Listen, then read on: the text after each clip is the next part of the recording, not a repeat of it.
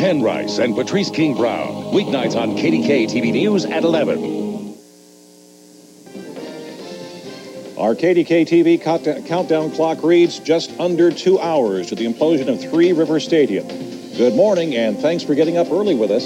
This is KDKA TV's special live home team coverage of the implosion of Three River Stadium. Take a good look, because if all goes as planned, this morning will bring a complete change to our city skyline. And we are going to get you ready for this big event with special live guests and stories from Terry Bradshaw, Mean Joe Greene, Chuck Tanner, and many more. Your advantage to watching with us this morning? Well, we know how they're going to bring Three River Stadium down, and we're going to show you in advance, so you'll know what to look for when they finally push that plunger. And we have reporters and cameras all over downtown and on the north side, so sit back, enjoy your breakfast, and relive the memories made at Three River Stadium, and then watch it come crashing down. Three Rivers, the implosion, is proudly brought to you by the H.J. Heinz Company. The employees of H.J. Heinz Company salute Three Rivers Stadium.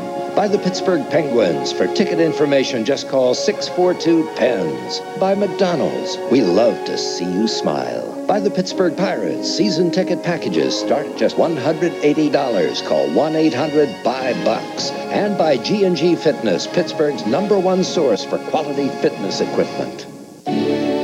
Say good morning with McDonald's Hearty Sausage McMuffin with Egg Sandwich. Classic breakfast tastes, all nestled in a toasted English muffin. For only 99 cents. We love to see you smile. Change things up. Get crazy with McDonald's new taste menu. Try our tangy McRib Jr. sandwich, an old favorite in a fun new size and a great price, just 99 cents. We love to see you smile. When it snows, depend on the KDKA Radio Storm Center. The most complete list of school closings and delays. It's not closed until we say it is. The KDKA Storm Center, only on KDKA AM 1020. It's 81 degrees in Aruba. Call AAA Travel. This is a special report from KDKA TV News. All right, good morning, everybody. D-Day. We are coming to you live from Point State Park, from the edge of the point, right along the Allegheny River, and behind us, the big doomed concrete donut awaits its demise. Good crowd already. It's early. We're 2 hours away from the implosion, but a good crowd already has started to fill up Point State Park. A few hundred people here along the steps waiting for the big show. Everybody is bundled up, or at least we hope they are, because I'll tell you, it is cold out here. If you're coming down, dress very, very warmly. We're going to get the latest on the AccuWeather picture from Larry Richard in just a moment. I say good morning to you on behalf of a cast of thousands, as we'll meet here as the morning goes on, and we also have the best views in town. You're in a great place right there in front of your TV to watch this implosion happen this morning.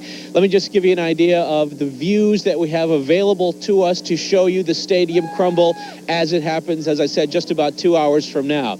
The first view right here from the point, looking right across the river, and we are literally as close as we can be without being arrested. We're right on the edge of what they're calling the blast zone. There's about an 800-foot perimeter all around the stadium, and we are right on the edge of it here along the Allegheny River. So a good view from right here at the point. We expect to be enveloped in that dust cloud in a couple of hours. We also have a good view from our implosion cam. Our implosion cam high atop the old Westinghouse building, right at the tip of the Golden Triangle for the aerial view. We can switch to that camera. We've got also a great view from atop Mount Washington, where we also expect thousands of people to be this morning. This is on the St. Mary's Overlook.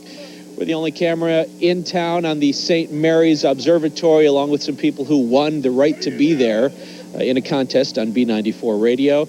And finally, only on KDKA TV this morning, an exclusive view from the Goodyear blimp. Goodyear blimp will be floating overhead. And I guess we don't have it available now, but we'll show that to you as the blimp gets into place. So we've got you covered from every angle as Three River Stadium gets ready to come down. 30 years of memories, 4 Super Bowls, 2 World Series, and it all ends this morning. Now, you probably know we were supposed to be here 1 week ago, but we weren't for a variety of reasons. The implosion was delayed by 1 week, and let's take a look back at why it came to that 1 week delay. We were real close. It's not horseshoes. You know, we had to be right on target. But safety concerns and a tight timeline forced the Sports and Exhibition Authority to delay the implosion 1 week. On Tuesday, January 30th, local union workers said they feared the stadium was not safe to work in. They're taking a lot of shortcuts, going about things the wrong way, and now they're putting it on our people. And our concerns are fall protection, some issues with some hanging material, so forth and so on. Union workers also claim they had complained to management several times before, and management only responded when OSHA inspectors toured the stadium. Before OSHA came in there, we were beating our head against the wall, trying to make them cover up holes in the floor, put guardrail up where our members had to reach around columns. But the contractor in charge, Bianchi Trison's Richard Stern, said safety is always the #1 priority. The fall protection has been in place. Barricades have been in place from day one, anytime openings have been made. And we have a dedicated crew consisting of 6 to 8 people that have spent full time for all the time that we've been here since Christmas to do nothing but secure the site and make this a safe workplace. Okay, so it's going to happen today, under 2 hours. If you're coming down, you need to know how cold it's going to be. I can tell you just generally cold, but here's Larry Richard to fill us in. Good morning. Good morning, Ken. All of those of you gathered here, this is what it's like up on Punxsutawney's Gobbler's Knob for Groundhog Day, Ken. Then I'm glad I've not been there. Yeah, it's a little brutal out here. Yeah, it's a little cold. Right now it's 20 degrees right along the river. They're cheering. Well, It's better than, I guess, no degrees. But and aside from the temperature, the most important aspect for us is which way is the wind blowing. Yes. Right now it's coming from the north. Working with our storm team at AccuWeather, it looks like north-northwest wind, fairly light, about 5 to 10 miles an hour. But if it comes due south across the river, that would put all the dust on you. Yes. Otherwise, it's going to drift gently toward the city. And northwest wind at about 5, but it will become a mostly sunny day at sunrise, and it'll end up being 34 degrees. So we'll be here manning the... All right, could be worse. But I guess the key concern is the wind. There's no reason at all that the wind right now is a problem. No, I believe John Shumway talked with those folks, and I'm sure he'll expand on that. If it's over 15 miles an hour, it becomes a bigger problem. But right now, it's good. Okay, you didn't bring the earmuffs. No.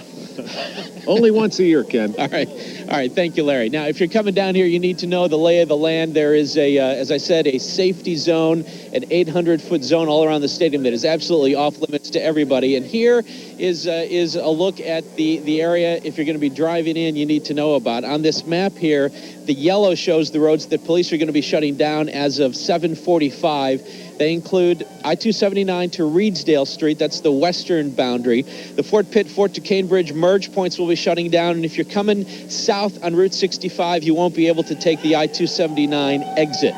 Ridge Avenue, Federal Street highlighted in red here. Those are the borders of the blast zone. You're not going to be allowed to walk there, but you can drive there as long as you don't stop to watch. The command post, the nerve center for this morning's activities, the implosion activities, is over sort of behind PNC Park. John Shumway is over there now, and we'll switch over to him. John, I assume at this point all systems are go. Well, let's ask the man who knows. Doug Loiseau from Controlled Demolition is with me. Everything ready this morning? Everything's ready. Right now we're just walking our final lines and checking our initiation systems. We've started putting seismographs in the area, and pretty soon we should start pulling back. We're waiting for the police to come in to get into position to shut down traffic. So, we're right on target, and it's a beautiful day. The weather will be perfect for it. That was my next question. It doesn't seem like we've got a lot of breeze out here, and the temperature, I think you and Mark were both talking about earlier in the week. Would you like it to be a little warmer than this? No, this is fine. This is great, and it's clear, just as long as we don't have cloud cover, which would tend to amplify the concussion. So, I think it'll be good, and we'll see in, 2 hours? Yeah, just under 2 hours. 8 o'clock's the time. What would delay it, if anything? The only thing that could possibly delay it is our inability to secure the area. I mean, we have a lot of people who have to be coordinated on this, you know, between PennDOT closing down the interstate ramps to the Coast Guard, shutting down the river to the police department, shutting down streets, etc. And, you know, our primary concern is safety. And we have to have accountability for everyone in the area. And there are certain things that have to happen. We have to turn on seismographs ahead of time. We have to coordinate with you guys to get your pool cameras running in the stadium. So we have to make certain that everyone is out. And if they aren't out, you know, that could delay it. Now, when we talked several weeks ago, you said 2,000 pounds of dynamite should bring this down. And from what I understand, your final total was like 48? 48. One of the reasons is the 2,000 pounds was a minimum amount. I mean, that's what I thought could possibly do the project. When we got in and did our test blasts, we didn't really get the results that I was looking for. We had a lot more stirrups in the concrete. It was shown on the drawing, but based on this type of blasting we've done before, the concrete didn't adhere as tightly to the stirrups as we thought it would. Number one. Number two, with the ramp remaining on the back of the building, that totally affected the dynamics of the project, which means we really had to try to pull that section away from the new stadium. Ergo, we needed to really eliminate the concrete really on the west side. So we increased the loading there. You know, but it's all going to come down as planned. It's not the pounds of explosives, it's the placement. All right. Doug, good luck. Hope the morning goes well. We'll talk to you a little bit later. And then let me interview you in about a half an hour. Go back to your donut. It was a good sign when he showed up with a donut in hand and relaxing at this point, Ken. I'll tell you what, a lot of people have been doing an awful lot of preparation work. We've heard a lot about CDI being from Baltimore, Bianchi Trison being from Syracuse, New York. But the folks who got this stadium ready to come down today are very much local workers. To every child who's ever knocked over a stack of blocks or rammed a toy bulldozer into a pile of dirt, this is the stuff dreams are made of. Dirty and dusty. Yeah. It's fun. It's fun? Yeah. Get to go in and rip stuff down. We're in there, I have a shear, and we're ripping the metal apart, and you can be kind of rough and slamming around. So here's some fun. But there's something else mixed with that fun for these local laborers. You know, I can feel the sadness from the building. This building's been here a long time, and it's like become a part of the city. I had pictures of this stadium when it was brand new, and now I'm ripping it away. You're tearing down memories. Yeah. But then you're looking forward to a new beginning, though, in the new stadium. I worked for Franco Harris when I was a little kid. I grew up right over there on Kirkbride Street. Jim Boyle is spending his days on the team drilling holes for the implosion dynamite. It really bothers me to see, you know, my childhood being a part of this stadium, to see them tear it down. I watched them build this place when I was a kid. Now I'm here tearing it down. I watched the 4 Super Bowl teams in the stadium. I think this place is going to be missed. And every one of these workers tell me they have friends hoping for a souvenir. Yeah, there was quite a few people asked for, can you get me a chair? Can you get me a piece of turf? And the workers were actually supposed to sign an affidavit saying they wouldn't take anything out, but I got to tell you, Ken, I saw a few things coming out here. Let me also point out, I'm wearing this hard hat because we are required to inside the blast zone, although we are way far enough away that it really isn't necessary. It's just a requirement to make sure that everybody's safe, Ken. And we're certainly glad that you are safe. John, you've been practically living with these demolition guys for the past couple of months since they've been here. They've got experience bringing stadiums down, don't they? I mean, this is going to be the first spectacle that we're going to witness in person, but they've done this before. Yeah, they brought down the Kingdome in Seattle, of course, and that actually was a bigger challenge because of the roof on the Kingdome. They actually had to blow apart the steel, and a lot more of that structure was steel, and they actually blew that all apart. When I was talking to Doug Loiseau about that, I don't remember how long ago it was now, he said that was a much more complicated blast than this one. This, however, because of the Steelers' new stadium, is a little bit complicated because they got to pull it away. Although you get the impression from talking to these guys that the Rooneys can relax. Yeah, I was going to ask you about that. They took the precautions of putting curtains on the new Steelers Stadium, hoping to protect the windows there. Are they expecting that new stadium will be completely unscathed, not a window pane broken? There have been those predictions made, although they say, you make these plans, you put the precautions in place, but you just don't know. I mean, one piece of dynamite loaded just slightly the wrong way could throw a rock, go right through the curtains and break some glass. But as Heidi Edwards from the Steelers told me, she says, we're 6 months away from opening. If we lose a pane or two of glass, it's easily repaired, and we're not going to panic about it. So I don't think the Steelers are terribly worried, but CDI will consider this a failure if they blast a bunch of windows out of that stadium. They're confident that that's not going to happen. All right, John Shumway over at the Command Center. Thanks very much. Stay close, stay warm. We'll be checking back in with you as the morning goes on. We want to give you a little taste of the event down here. There is a good crowd already filling up Point State Park. No doubt Grandview Avenue on Mount Washington filling up. Let's give you an idea of who's here at this early hour. Brenda Waters is among them over here at the Point. Brenda. Okay, Ken, thank you very much. People were literally running into the park.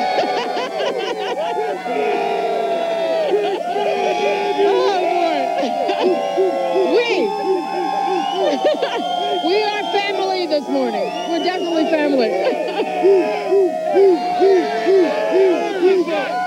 Thank you. We are family this morning. A lot of folks are here. They're wrapped up in blankets. They have sleeping bags, and they're all looking for a good place to sit down. One person I want to talk to, this guy is from Hagerstown, Maryland. Brought memorabilia with him this morning.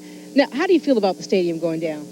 It's a very sad experience. A lot of memories in there. The Immaculate Reception, a lot of Super Bowls. A lot of new memories coming in the new stadium. All right, thank you very much. Super Bowl for 2001. All right,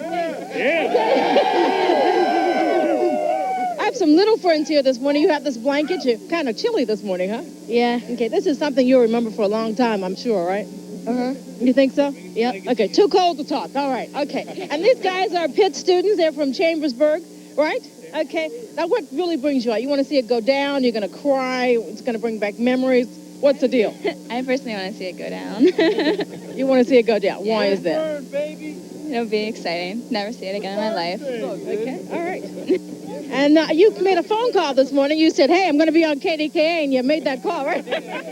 I'm on. Hey, if we can get up at 4 o'clock in the morning to see a groundhog in Punxsutawney, we can be up at 4 o'clock in the morning for this. Hey, all right. Okay, and you, sir, you said you're having pancakes later? Come over here. Tell me that little joke you told me. He said we're having pancakes. Now explain that. How are you having pancakes? We're having pancakes because Three Rivers is going to get pancaked when it explodes. So we're having pancakes on Three Rivers. Get out of here. Ken, back to you. All right, I don't know if it's going to be pancakes or mush, but I don't know. All right, we're going to go inside warm, toasty Gateway Center now. Stacy Smith and Patrice King Brown got lucky. They got to be indoors. Good morning, Stacey and Patrice. Yeah, I'm sorry you lost the coin flip, Ken. Although you've got a great vantage point there to watch it. Thank you. I upset somebody. No, everybody loves you. Good morning. Here in the studio, we are set up to watch the implosion right along with you. And Patrice, I couldn't help but think about the one lady that John Shumway had, the construction worker, who said, we're tearing down memories, but we're building futures, too, at the same time. It's really kind of a poignant way to say it. A whole new beginning. That's exactly right. She had it just perfectly. Like Ken and the reporters in the field, we can instantly call for a shot of the stadium. And the view from our implosion cam, as you see it now, that is mounted, of course, on top of the old Westinghouse building. And that will appear for you. We've got some wonderful things, wonderful ways to look at it all from inside the several studio. different angles that we're going to be able to show you. Also, we want to show you this. This is inside Three Rivers Stadium. Take a look at this. This is a marker left behind by some of the people who worked for Aramark, the company that operated the concession stands at the stadium. Well, you can see the names there with the heading, Thanks for the Memories. And that is going to be among the rubble once it comes down. And just take a look at this. This is probably what might be our final look inside Three Rivers Stadium. As you can see, I mean, it's actually very sad when you look at it now. She is a shell of her former self, and you can see right through her, and that's not, of course, the way it's supposed to be. She'll be coming down, and life goes on. You know, I can't remember exactly what our number was from one of the polls we conducted about the number of people who saw at least one sporting event inside Three Rivers Stadium, and there's always going to be a memory, even if you just went to one game or if you went to hundreds of games at Three Rivers Stadium, there's always a memory of something that took place inside there, you can remember the seat you were in, the home run, the touchdown, the interception, whatever it may have been. The food. The food, exactly. It's There's all a right there. lot of memories and a lot of growing up, I think, for many of us here. I remember when they were building it, we were in high school and what was happening then, and now it's gone. We're going to be gone. Going to be gone. Yeah, took that last look coming through the Fort Pitt tunnels this morning. I think we have about an hour and 40 minutes before they push the plunger and it goes away. You know, you have to also think that former Mayor Sophie Masloff, somewhere in the city right now, probably has a little smile on her face this morning. Oh, that's right. Sophie first proposed building a baseball-only stadium 10 years ago, and she proposed the construction of Clementi Field. Well, people laughed at her then, but as weekend anchor Don Cannon reports, Sophie will have the last laugh. And there it is. I mean, it's in progress. Here it is. Sophie Masloff is a little older and a whole lot wiser than back in 1991 when she strode into city council chambers and made the proposal that instantly made her the subject of scorn. An old-fashioned, natural grass, open-ended baseball park to be built close by Three Rivers Stadium on the north side. This administration is floundering, and this Clementi Park notion of an old-fashioned ballpark is dubious at best, given our financial situation. I had been to several of the major stadiums in the country, and I saw what had been accomplished and what a great thing it was. And so I had in-house. I had all of our engineers in-house draw plans, come up with an estimate of what it would cost, half of what it eventually cost, and we presented it to the public. Well, the public went bananas. Everybody thought that was the worst thing they ever heard. So I had to withdraw it. But I knew then that it had to come, and I knew that it was a great thing for the city. And as it turns out, her prediction was right. 10 years after she proposed Clementi Park, the curtain is about to come up on PNC Park, a facility that looks much like the one she originally proposed. A lot of the plans that they are now using we had incorporated in the plans that we drew. They were good plans, and it was half the cost. The estimate is half the cost of what it finally cost. Turns out Sophie Masloff's proposals on how to pay for such a ballpark were prophetic as well. Her plan called for the state and a yet-to-be-proposed regional taxing authority to come up with most of the funding. So fast forward to today. With a little bit of arm twisting, the state is indeed helping to pick up part of the cost of the new PNC Park, as well as the new Steeler Stadium. And the now familiar Regional Asset District is picking up a good part of the rest of the cost, just as Sophie had predicted. I'm Don Cannon, KDKA TV News. Sophie knew. She did. She was absolutely right. Well, here's what's on tap as we continue our live team coverage of the implosion at Three Rivers Stadium. Next, going to a football game at Three Rivers. We will relive the sounds of the Steelers after a 1-minute commercial break. And then later, the men who cover the games, they spend more time there than any of us. Talk about the games, the sports roundtable, and among the topics. Remember Cliff Stout?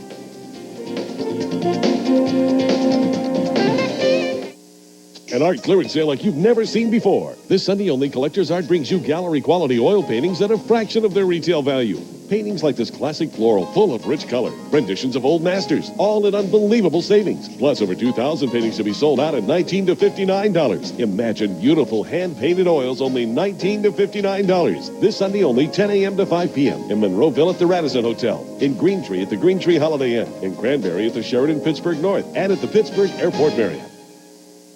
You know H.J. Heinz Company for ketchup, pickles, and baby food. But did you know Heinz produces over 150 leading brands sold in 200 countries?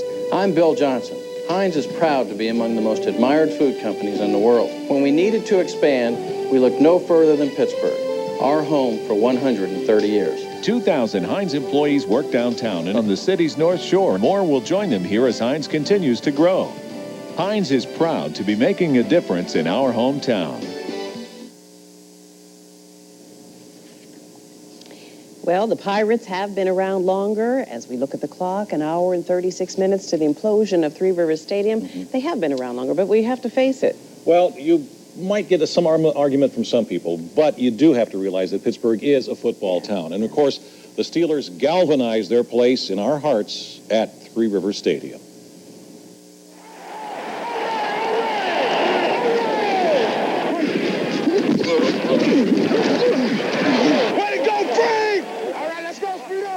This is the new era of the Steelers.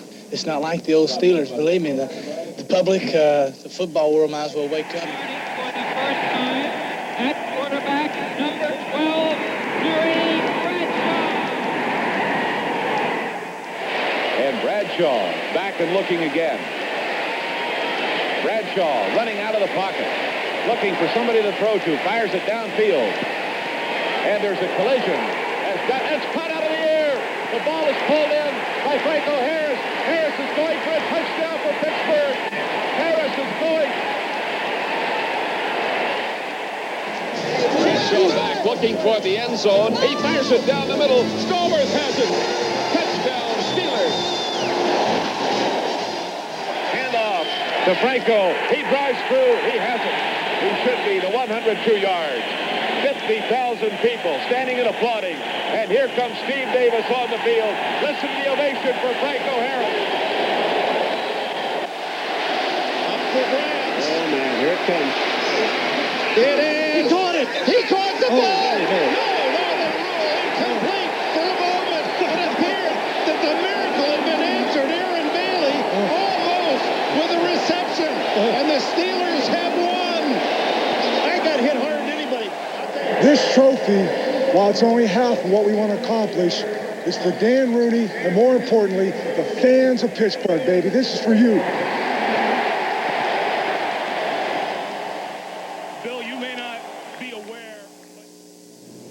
Wow. You hear that crowd noise, and you have to think about the people who sometimes think, oh, the game is over, let's get out of here, let's get to our cars, and are walking out of the stadium into the parking lots, and you'll hear a roar go up like that, and you know you missed something. It is, it is even more powerful, actually, in our minds with the sound and not necessarily with the pictures. Michael Chalik did a wonderful job putting that together. Put that together. He did a great job with that. You know, throughout our special news coverage of the implosion, you will hear from the players, the coaches, and the managers who made a mark in our lives by the way of what they did inside Three Rivers Stadium. So let's begin with Steelers linebacker Andy Russell. I remember getting a call from the chief saying, Andy, this is in the off season.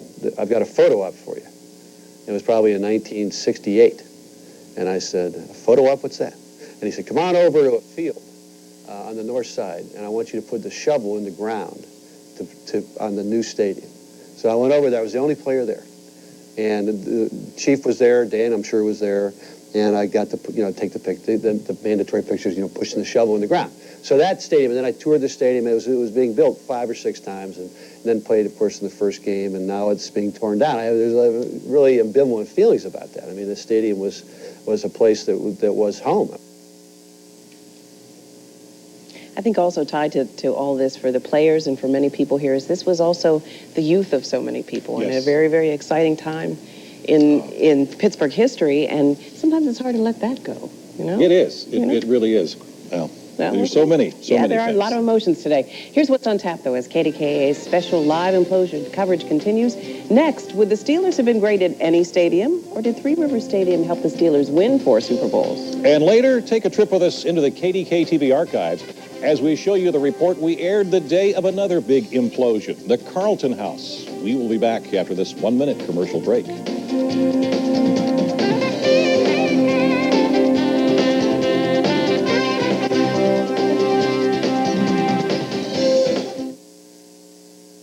Choosing the right Medicare supplement plan is so important, but it can be confusing. I needed answers to several questions and found them in this guide to health insurance for people with Medicare. It's available absolutely free, just by calling this toll-free number. I learned how Medicare supplement policies give you the freedom to choose the doctors and hospitals you want, that almost all your Part B process claims can be filed automatically, and how once the policy is issued, your coverage can never be canceled. This free guide could help answer your questions about Medicare supplement insurance. I know it helped me make the right choice. Call for your free Medicare supplement guide today. You'll be glad you did. Call right now. This informative guide to health insurance for people with Medicare is available absolutely free from United American Insurance Company. To receive your free guide, call 1-800-879-0985. That's 1-800-879-0985.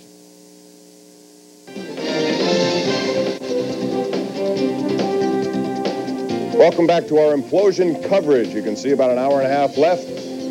And all of a sudden, Three River Stadium will go up or down, and that'll be the end of it. It's going to be an exciting time. Welcome back to the studio, everyone. I'm Bob Pompiani, and we are here to talk about some of the memories on the field. And you think about 31 years of Steeler football. During that time, 14 AFC division championships in the Central Division. You think about all the AFC title games that came to Three Rivers, 7. And think about that when you talk about teams that haven't ever had an opportunity. The Steelers hosted 7 AFC championship games. A lot of great memories. And joining me right now, two guys put a lot of miles on. John Steigerwald, Ed Bouchette. We've all been there for we got to be honest here. We put a lot of miles on covering games. I'm going to start with you, John. We'll talk about the 70s because I think people, when you look at Three River Stadium and you talk about the memories, we came over here from Pitt Stadium to Three River Stadium. A lot of people were having, questions about whether that was a good move or not. As it turns out, you look at the number of wins in the 70s, 61 home wins during the 1970s. I think that pretty much sums it up. It was a good move for the Steelers to make. And also, unless you are old enough to remember, you don't realize what a big move it was for the Steelers to go into their own stadium. They didn't have their own stadium.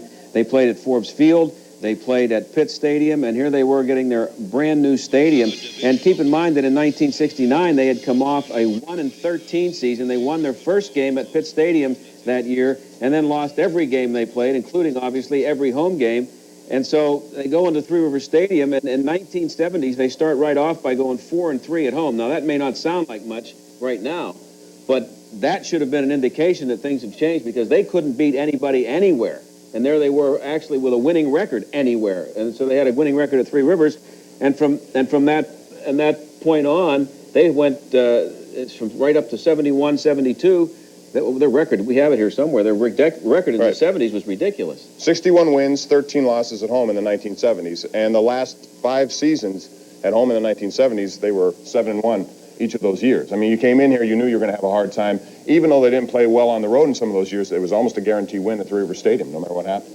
Well, Bob, I talked to Chuck Nolan. He said he does not believe they would have won 4 Super Bowls without that stadium. He does think that they would have won, but the stadium had not only a psychological impact for these guys, it was a home. They were going between Pitt and Forbes Field, but they were also practicing in the muck at South Park.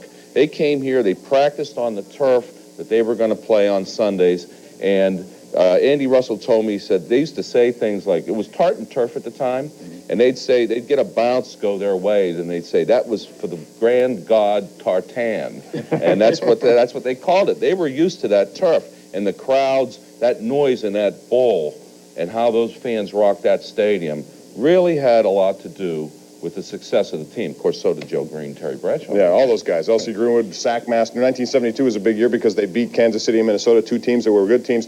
Shift ahead to the 80s then. All of a sudden, after 4 Super Bowls, you knew sooner or later things were going to turn around, and they did.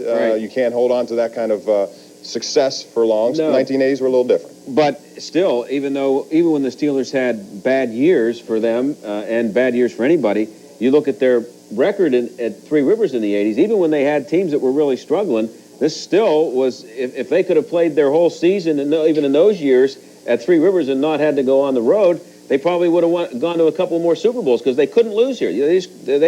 For them to lose here, if the Steelers lost a home game, it was a total shock to everybody, no matter who the visiting team was. 1990s, started off slowly. Bill Cowher came in, everything turned around a little bit. You know, the one team that really hated to come in here, Ed Bouchette, was the Cleveland Browns. You look at the Steelers, 23 home victories in the 31 years against the Browns at home. I mean, well, they had something like 16 in a row, Bob. I remember Art Modell telling me they were bringing dirt from the old Cleveland Stadium and dropping it on the turf here to try and break that jinx. Of course, they eventually did. But, you know, I got 2 memories, big ones from that, the 90s, was the 94 championship game in January 95 when Neil O'Donnell could not complete the pass to Barry Foster against the Colts, and they lost. I've never heard the stadium so quiet as I did after that pass drop because everybody thought they were going to beat the Colts, go to the Super Bowl. And then the next year, when they did go, but as that Hail Mary pass hung in the air and came down, nobody knew if it was going to be caught by the San Diego Chargers. And if they do, the Steelers don't go again. But it was tipped away, and that's when it was such a delayed reaction. I was on the field for that. And Steelers going back to the Super Bowl. It seemed like it took forever for that pass to come down, as a matter of fact. Dennis Gibson in 94, that pass, you're right, if Neil O'Donnell delivers that pass a little quicker, they have a touchdown because he was open. Gibson comes in and tosses it away. The other thing we should point out, ladies and gentlemen, as you know, the Steelers were not just home at Three River Stadium, also the Pittsburgh Maulers. We go back long enough so that we remember that. Although I think for the debut, you were covering spring training. You I saw the Maulers' first game, but I didn't see the game you're about to talk about. Yeah, that was the Cliff Stout game, and we were there, Ed Bouchette and I remember this game because afterwards I had to be talking to Cliff in the locker room, and he was not very happy with the proceedings. Of course, he was leading the Birmingham Stallions then, Joe Pendry, Mike Rozier, and the Maulers, and I remember the Snowballs, and he was very upset about that sellout crowd that day. It was the first sellout in USFL history, Bob, and one of the reasons was one of the marketing guys from the Maulers happened to mention, come out and boo Cliff Stout. And people said, what a great idea, and they did it. And whenever Cliff, it snowed, and whenever Cliff would line up near the Maulers lost that day, so Birmingham was down in near scoring territory a lot. Whenever he got inside the 20-yard line, you could see the snowballs just cascading out of the stands, clunking off helmets. And I've never seen anything like that at a football game since. That many snowballs come flying out of the stands. I remember being down there going in, and one of our photographers got hit. Well, it was a dangerous situation. He was upset about that, but that's the way Pittsburgh felt about it. Remember those names, though? Ed brought one up, Ellis Rainsberger. Offensive coordinator, I believe, at the time. Interim head coach when Pendry was fired. Got fired. It was an amazing time, and we were there to live it all. And we're going to talk more about Three Rivers with regard to baseball coming up. Next time we get together, we will talk about the Pirates and their many years. A lot of successes there as well. In the meantime, we're going to go live right now, and we're going to talk to my brother, Bruce, along with Susan Barnett. They're used to getting up this early. They're up early every morning on KDKA TV News, and they're up on top of Mount Washington. What's going on up there, Bruce and Susan? Hi, Bob. We are high atop Mount Washington. We're on the St. Mary's Overlook across from St. Mary of the Mount Church. And what a view we have. I think we have the best seats in the house. I think you're right. You know, we were kind of surprised, Bob. You're right. We get up early every morning for the KDKA TV Morning News. We thought we got here early this morning around 3:30. Grandview Avenue lined with folks wrapped up in Afghans. They had their lawn chairs out. They are here. It's like a party-like atmosphere. And now it's just packed. McCardle Roadway down below, bumper to bumper. So if you're planning on coming out, you might not make it up to Mount Washington in time for the implosion. It's just a madhouse up here. It is crowded. Let's warn you. You can hear the sirens going by. Police are up here. You are not allowed to park on Grandview Avenue. So you have to find somewhere else to park, and then you can get your seat. There's not many spots left, though, along the overlook. It is a spectacular sight. It really is. And bundle up. If you come out, the only place I think I'd rather be is in one of those Riverview rooms at the Hilton that were sold out like in the first day they were available. Yeah, or you have the best seat in the house watching at home. We have a lot of folks who came out to see this, as we say. They're lined up. Joining us now is Dave from the West End. You're a season ticket holder to the Steelers. Is this a bittersweet moment for you? It's very bittersweet. You know, I spent a lot of years at Three Rivers, going there as a kid, watching all the great Steeler games and Pirate games, seeing Roberto hit his 3,000th hit. It's a lot of nostalgia, a lot of memories, but it's out with the old, in with the new, and I'm excited to be here. New season ticket holder for the new stadium, got Pirate seats as well. Are you a bit concerned about how close the new stadium is to Three Rivers, and that it might take a section down? It looks really closer. I tell you, you look at it, it's about 80, 90 feet apart, and hope they just don't get my seat. So you came out here despite the cold temperature. You felt that you were with the Steelers through all those games. You had to be there to see Three Rivers go. Oh, yeah, I had to be. I'm here with a couple buddies, my brother here. We all came up. We got here about 3 o'clock in the morning. Try and keep warm, a little bit of coffee. The alcohol's still going a little bit, but we're having a great time. All right, Dave, thank you very much for joining us. Do we have time for Debbie? We'll bring Debbie in. Debbie, how are you? Thanks for coming and talk to us. You won a radio contest to be here, actually. Yes, I did. So you have the privilege of standing here on the overlook at St. Mary's of the Mount. What's this like for you this day? It's wonderful. I called in to win the contest to bring my dad up here. Really? So you're going to be sad to see the stadium go, but happy that it's going to be a new stadium. Yeah, I'm looking forward to getting into the new stadiums. I'm really excited. I was down there, drove by last week, and so I'm real excited to see what they look like when they're finished. All right, Debbie, thank you very much for joining us. You can see these folks are really happy. They got their coffee, they got their Afghans. They don't mind this bone-chilling weather. They don't mind. Right now, they're about 10 deep. I'm looking over there. And you know, there's lots more to come this morning. We have a lot more. And here's a look now at what's on tap as we continue our coverage this morning of the implosion of Three Rivers Stadium. Coming up next, we're going to look back at the controversy surrounding the construction of Three Rivers Stadium, then the controversy over building the new stadium years later. And then later, you don't want to miss this, the implosion man. Meet the guy who spent most of his life living a dream, blowing up things.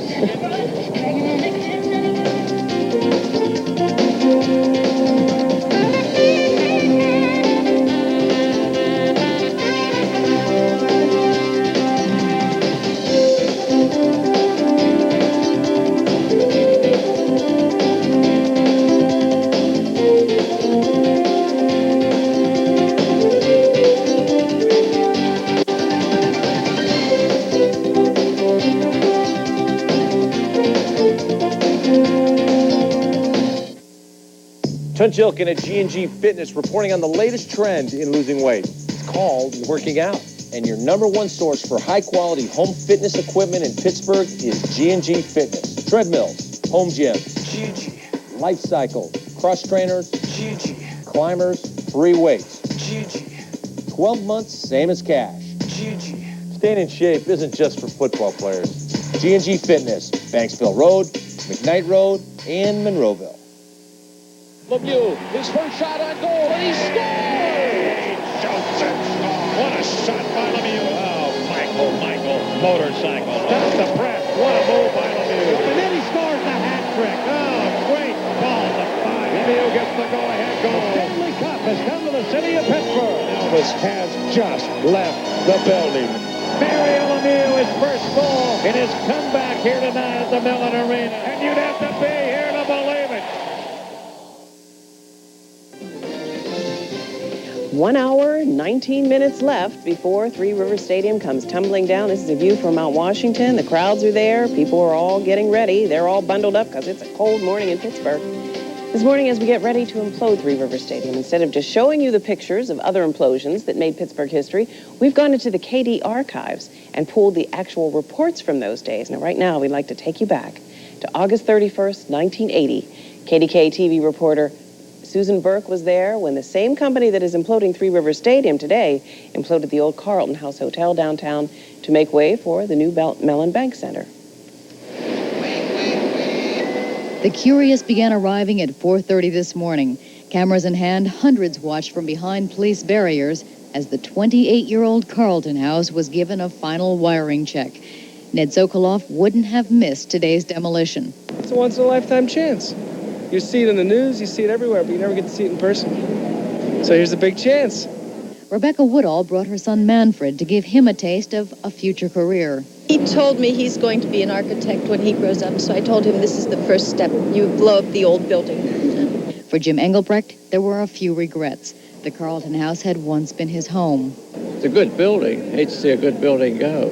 Regrets aside, today the 16-story hotel was coming down. And for $50,000, it was the Loiseau family, experts in demolition, who were going to do it. Jack Loiseau and his sons Doug and Mark have demolished over 600 buildings. Over the past week, company engineers planted some 1,200 charges in the Carlton House, designed so that upon explosion, the weight of the building and the natural force of gravity would make the structure collapse into itself. It was all set to go just after 8 a.m., but by 9:30, onlookers were still waiting, getting more restless.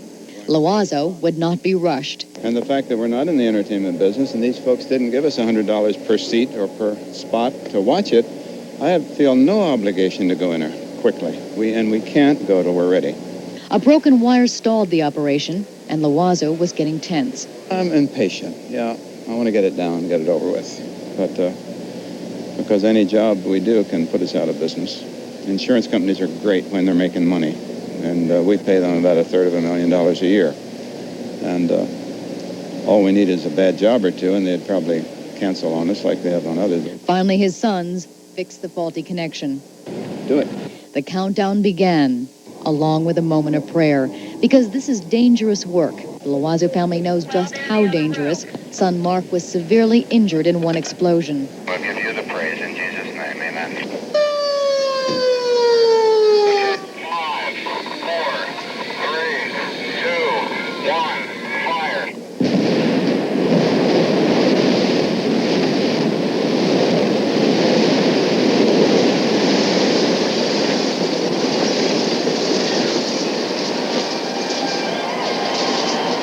It took only 7 seconds.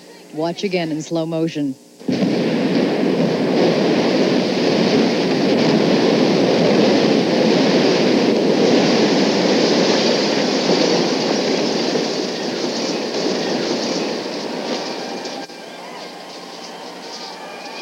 Clouds of dust mushroomed across Grand Street, creating a lunar landscape throughout an 8-block area. Pittsburgh's own Mount St. Carlton. For the Loiseau family, it was a job well done. Textbook, it was just exactly the way we planned it, the fall of the building. For onlookers, it was poetry in motion. It's artistry. I mean, anyone can do that. It's a form of art. It's wonderful.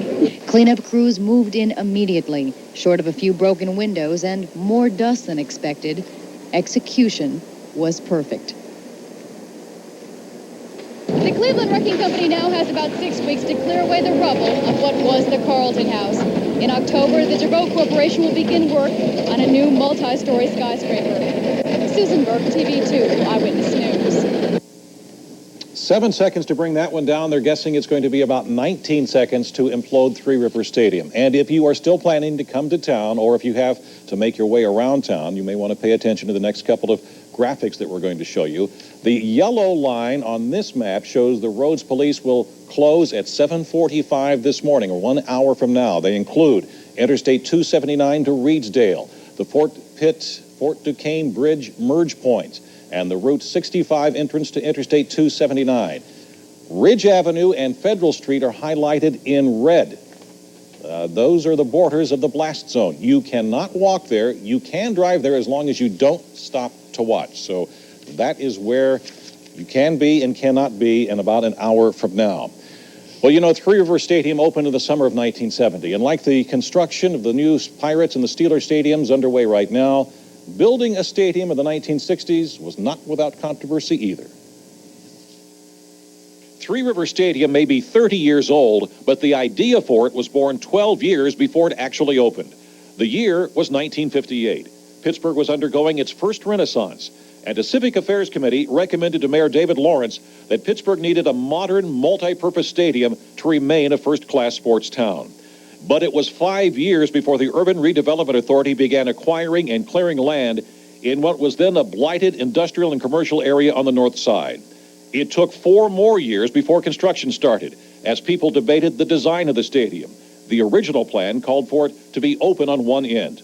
There was also a debate over the multi-million-dollar price tag. Critics said team owners, not the taxpayers, should foot the bill. That sounds familiar. Ground was finally broken on April the 25th, 1968. The Pirates would open their 1970 season in a new stadium. Or would they? There were labor troubles, and black contractors protested for their fair share of work.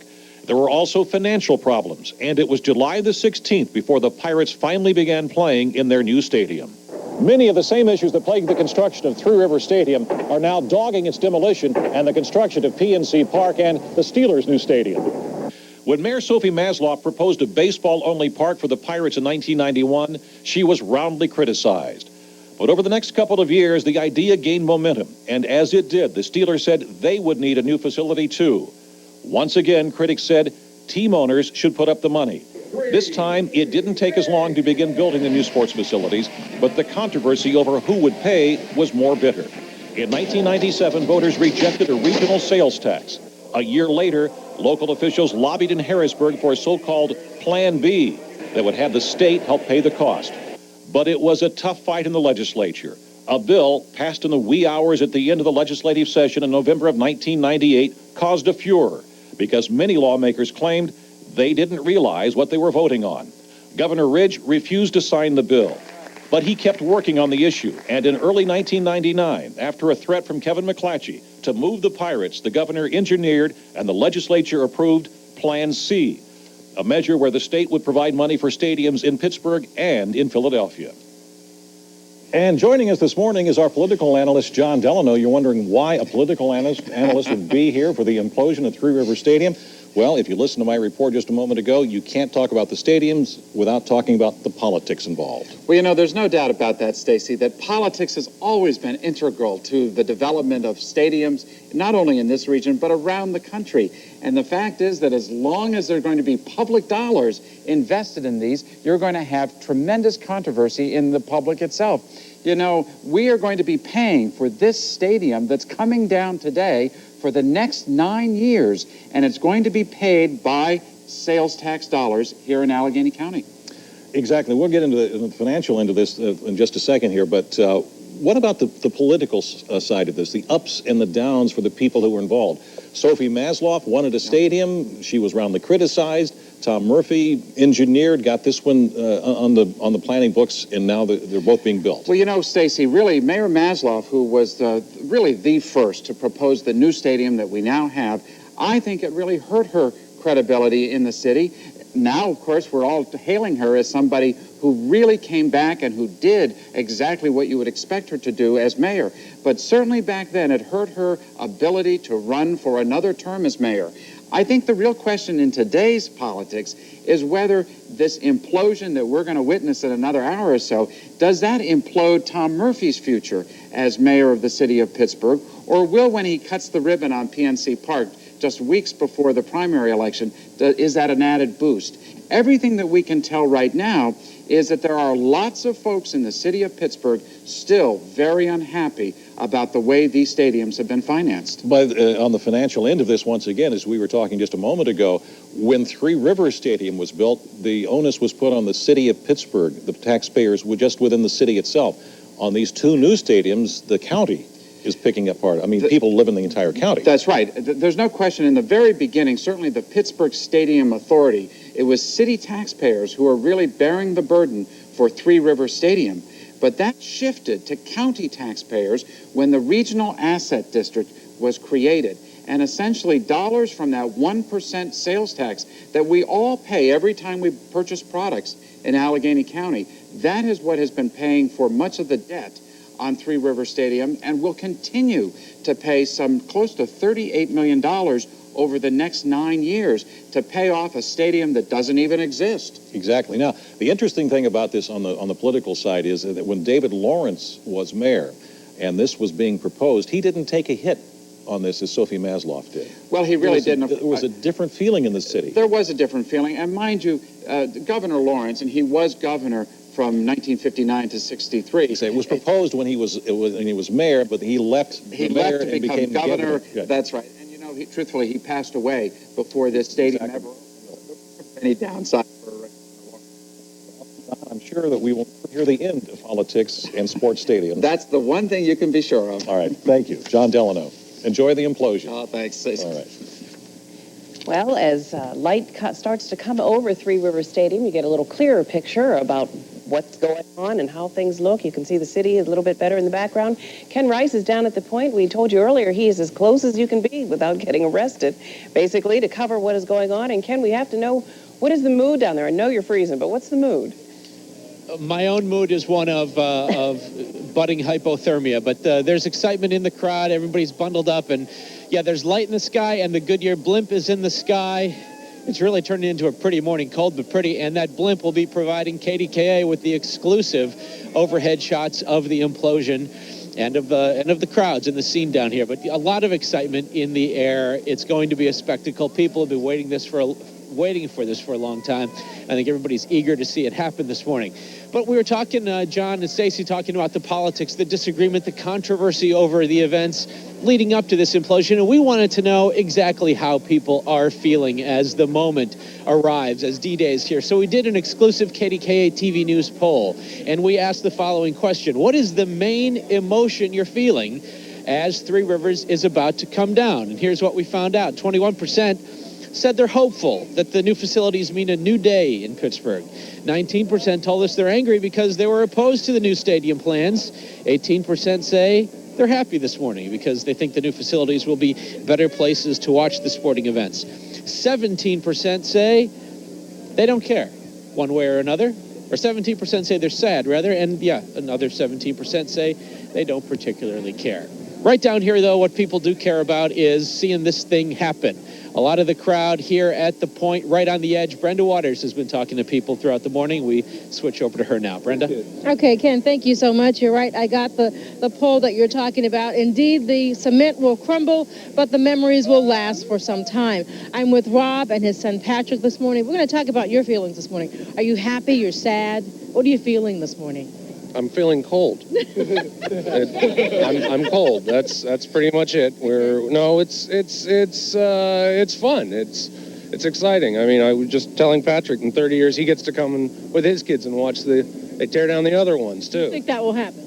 Oh, sure. That's what we do. We're a nation of people who love to build things and then blow them up. I mean, that's what we're all about. Okay. And Patrick, you had some very good answers this morning. What did you tell me you were feeling when I was talking to you earlier? Both. I'm happy. I'm happy because we're gonna make a bigger one. It's gonna have a bigger field and that. And sad because I'm going to miss all the games I went to with it. But then you're going to start going to new games, right? To other Yeah. games. All right. On the other big one. All right. And why I said the next 30 years, they did this one in 30 years. I think your dad said that. You live with him, don't you? I could tell. Okay. Okay, thanks, Patrick. And Adam. Okay, I know you're cold because you forgot your coat this morning, first of all. So that's the first thing you're feeling. How do you feel about the implosion today? Well, I'm kind of happy because, it just makes way for the new stadiums and everything, and it's just like further development and technology and everything like that. But I'm sad to see it go because I've seen a lot of games here. My grandmother was a really huge Pirates fan and everything, so. But, it's all to make way for the new stuff, so it's nice. All right, thank you. Okay, Alita. Okay, where are you from? Scott Township. Okay, and how are you feeling this morning? Well, I have a lot of mixed emotions. I have a lot of good memories from Three Rivers Stadium. My children, a lot of games, they're older now, but I also know the spirit of Pittsburgh, the people, we're a fun group, we're a lot of good tailgate parties. We'll just carry that over to the new stadium. All right. Okay. Thank you. Thanks so much. Always a lot of emotion when there's change, but I guess some people are feeling a little angry. There's a lot of hope here, and it's just a good feeling. Ken, back to you. All right, Brenda, Okay. thanks. So we're going to see how good the feeling is over at the command center for the implosion this morning. John Shumway has been standing by with the people he's been chronicling the work of for months now, the demolition experts. Let's switch over to John now at the command center. John. Atmosphere over here today. In fact, Doug Loazzo's with me, and you've been in and out of this town a lot over the years, and this is very much a family operation. How many Loazzos are involved in bringing down Three Rivers Stadium? A gaggle.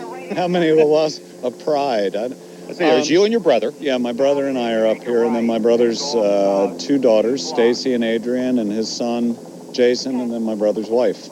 And everybody works together on the process? Yeah, Stacy and Adrian have been up here a lot, as my brother came in last week, and I and his wife came in last night.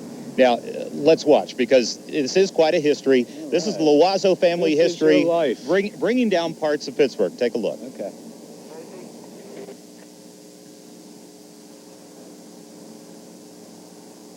Okay, Well, that was good. That was good. I think it imploded right there. Right. Yeah. I enjoyed that But a lot. you have been in town a lot. They're getting the tape ready. We'll see it in just a second.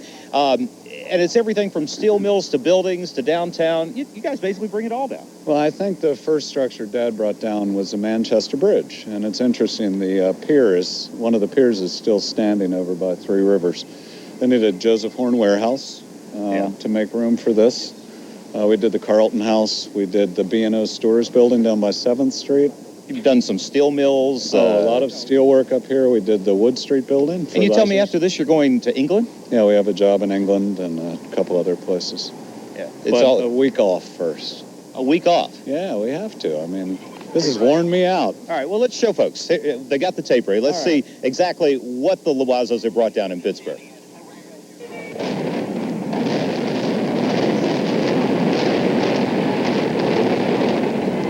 As soon as Three Rivers Plaza was on the ground 2 years ago, Doug Loazzo called his dad in Maryland. Perfect. Stop, Mike. Okay, I'll call you later. Love you, Dad. For 52 years, the Loazzo family has been imploding buildings and structures, and Pittsburgh has been a regular stop. We took down the Carlton House. We took down the B&O Stores building up here by 7th Street. We've probably done upwards near 20 structures in Pittsburgh over the years. Including the Horns warehouse that made way for the construction of Three Rivers Stadium on the north shore of the Point. Loazzo remembers that September 1968 blast carried out by his dad. It's just, come full circle, and it in this case, it kind of makes me sad because my dad just passed away.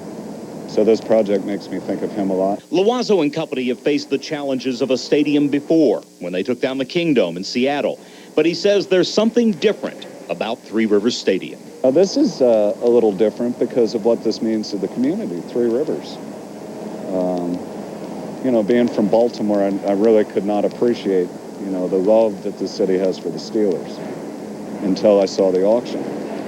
And, so this is different from that standpoint. From a technical standpoint, Three Rivers does not pose the challenges controlled demolition faced in May of 1997. That's when we watched them bring down the Penzer building on Wood Street. That was a lot more finesse because there was a lot less room for error for fall of the structure. CDI virtually put that building into its own basement. That won't be as critical at Three Rivers. This is not a lot of finesse. What we're doing here is just trying to get it down, trying to fracture the concrete to facilitate the debris removal. After months of planning, CDI's work will come down to 20 spectacular seconds on Sunday morning. Structures are not permanent. They're reusable. They're designed to have a 20, 30-year lifespan. So we're just, part of the process.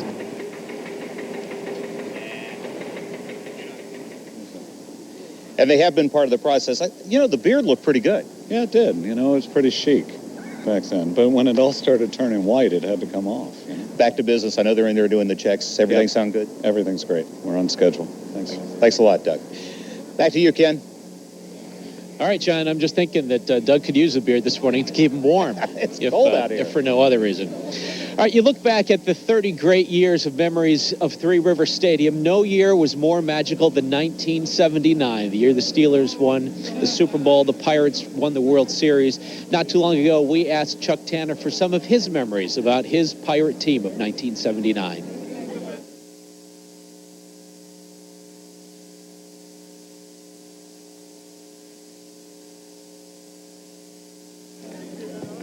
Chuck Tanner, of course, the former manager of the Pittsburgh Pirates, still lives in the area, still seen every now and then around Three River Stadium, a soft spot in his heart for that place where the Pirates won 9 divisional championships, 2 National League pennants, and, of course, 2 World Series, 1971 and 1979. Once again, Chuck Tanner talking about that 79 Pirates team. And that team of 79, without question, had to be the most exciting team that I can think of that ever played a whole season and did what we did. We didn't have a pitcher that win 15 games. We didn't have a batter knock in 100 runs. It never happened in over 100 years, and we won a World Series with that team. When I say team, it was really a team affair.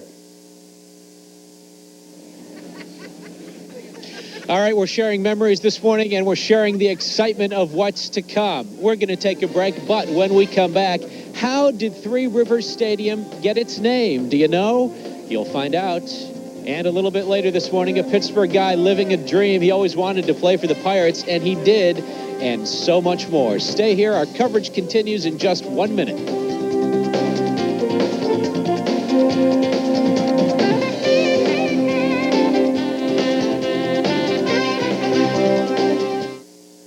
An art clearance sale like you've never seen before. This Sunday only, Collector's Art brings you gallery-quality oil paintings at a fraction of their retail value. Paintings like this classic floral full of rich color, renditions of old masters, all at unbelievable savings. Plus, over 2,000 paintings to be sold out at $19 to $59. Imagine beautiful hand-painted oils, only $19 to $59. This Sunday only, 10 a.m. to 5 p.m. in Monroeville at the Radisson Hotel, in Green Tree at the Green Tree Holiday Inn, in Cranberry at the Sheraton Pittsburgh North, and at the Pittsburgh Airport Marriott.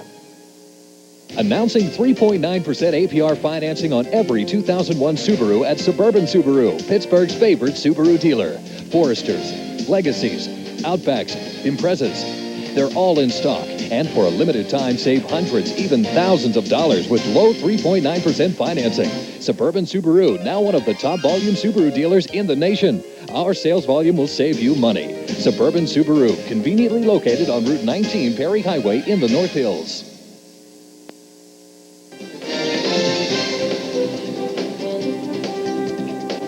Under an hour till the implosion of Three Rivers Stadium, 56 minutes and 7 seconds. Welcome back to our morning-long coverage here as we get ready to watch the stadium crumble. I'm Ken Rice reporting live from Point State Park, the shore of the Allegheny River, just outside the blast zone that's been designated for this morning. You know, there was a joke about Santa Claus at Christmas time using Three River Stadium as his landmark. He had always looked for the one stadium sitting on Three Rivers. This year, though, he was a little confused because he saw 3 stadiums on one river. 3 stadiums river, they called it, but not anymore. After today, anyway. But anyway, where did this name, Three Rivers Stadium, come from? Let's fill you in. What's in a name? A lot for a local man's family and the fans of Three Rivers Stadium. This is Bernard L. Flynn, just a couple of years before he died at age 98. In the 1960s, Flynn served as Allegheny County's Deputy Recorder of Deeds. The World War I veteran also worked for the Pennsylvania Railroad and lived with his wife in Crafton for more than 50 years. Flynn's claim to fame came in 1968 when he suggested naming a new stadium under construction on the North Shore, Three Rivers Stadium. His daughter tells us he called the late Pittsburgh Post-Gazette sports editor, Al Abrams. He was sitting in his office, and it just came to him that he thought it would be pretty natural right by the Three Rivers, and everybody knows the Three Rivers is Pittsburgh. Flynn didn't get a penny for his thought. In 1982, Joe Brown finally gave Flynn his due in a column that answered the question, what's in a stadium name? Flynn, as you might expect, was a diehard Pirates and Steelers fan and spent a lot of time inside the stadium he named. He was a great sports fan. You didn't interrupt him when he was watching a Pirate game or a football game.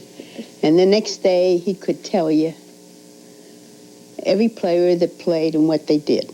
Flynn's family, including his great-granddaughter, will all be watching the implosion either at home on TV or at Point State Park. They all agree it will be an emotional time, and they'll miss Three Rivers once it's gone. I think even though he might be sad that they're tearing it down, he also believed in things moving ahead.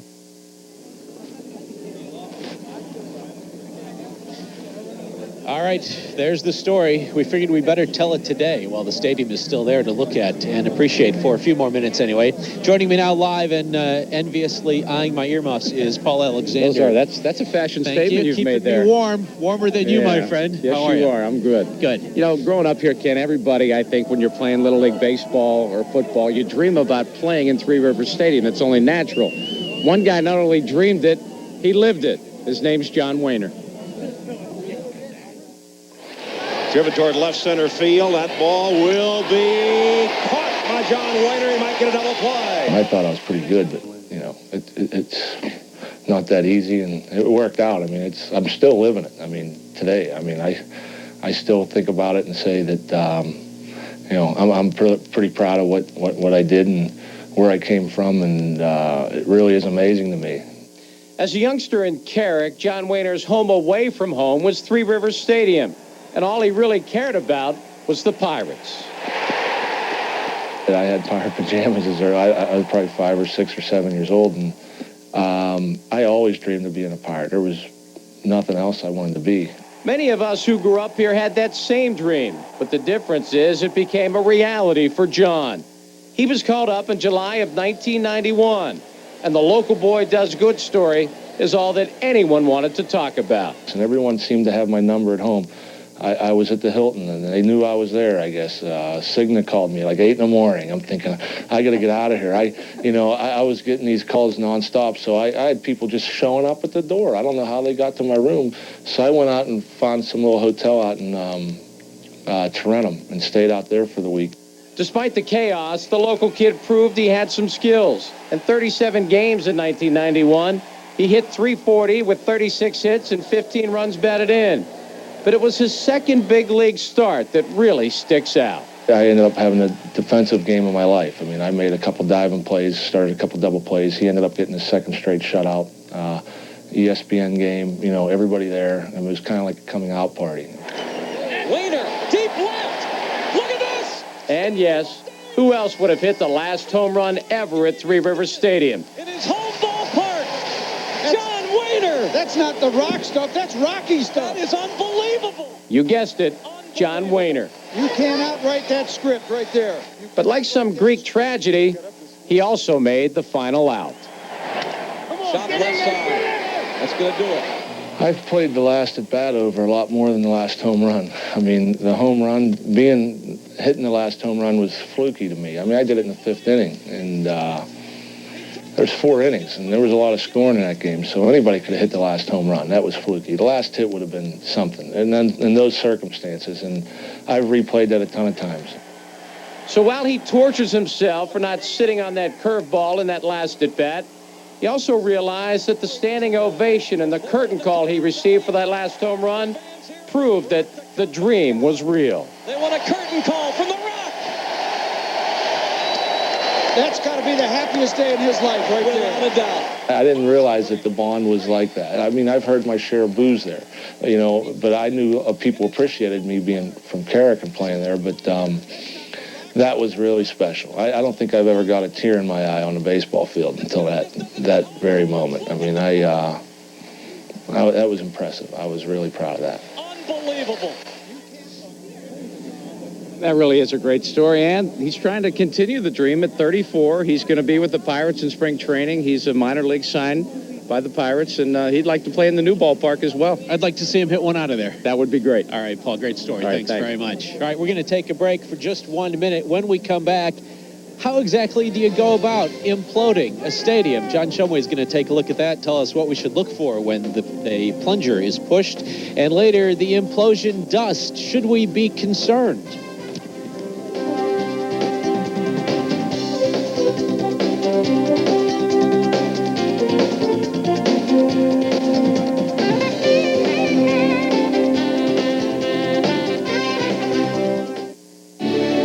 Say good morning with McDonald's Hearty Sausage McMuffin with Egg Sandwich. Classic breakfast tastes, all nestled in a toasted English muffin. For only 99 cents.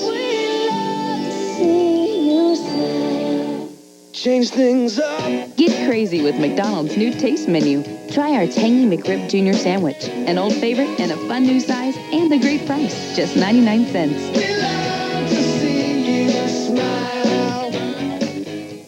Without proper digital education, businesses are powerless to compete in today's high-tech era. By working one-on-one with our region's businesses, Questech analyzes their technology needs to develop technology-based solutions. During hands-on training seminars, businesses learn to turn needs into solutions, information into knowledge, and technology into tools, allowing our customers to be more competitive within their industry. Giving Pittsburgh the technology to compete, Questech is making a difference in our hometown. No time to log on? With AT&T high-speed cable internet service, you're always connected, so there's no dialing up. And streaming videos download in seconds.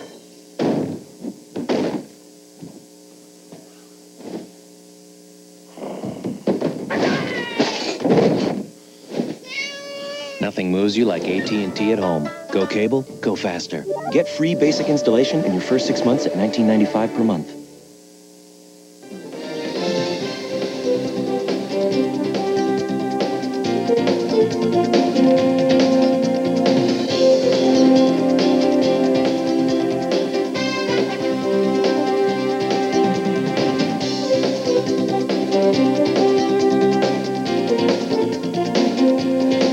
Fans waiting 47 minutes away, as the countdown clock says. And all of this, of course, because of the building of PNC Park, the building of a new stadium, new places for our sports teams. Now, Controlled Demolition is the company that's going to bring this down. But bringing it down the way they want it is a science. It's an art. It's something this company has been doing for 52 years. They go in, they very carefully look at the building and determine exactly how they can bring it down. And with the Steelers Stadium so close, it's crucial that they do it in just the right way. There is a reason this company is called Controlled Demolition.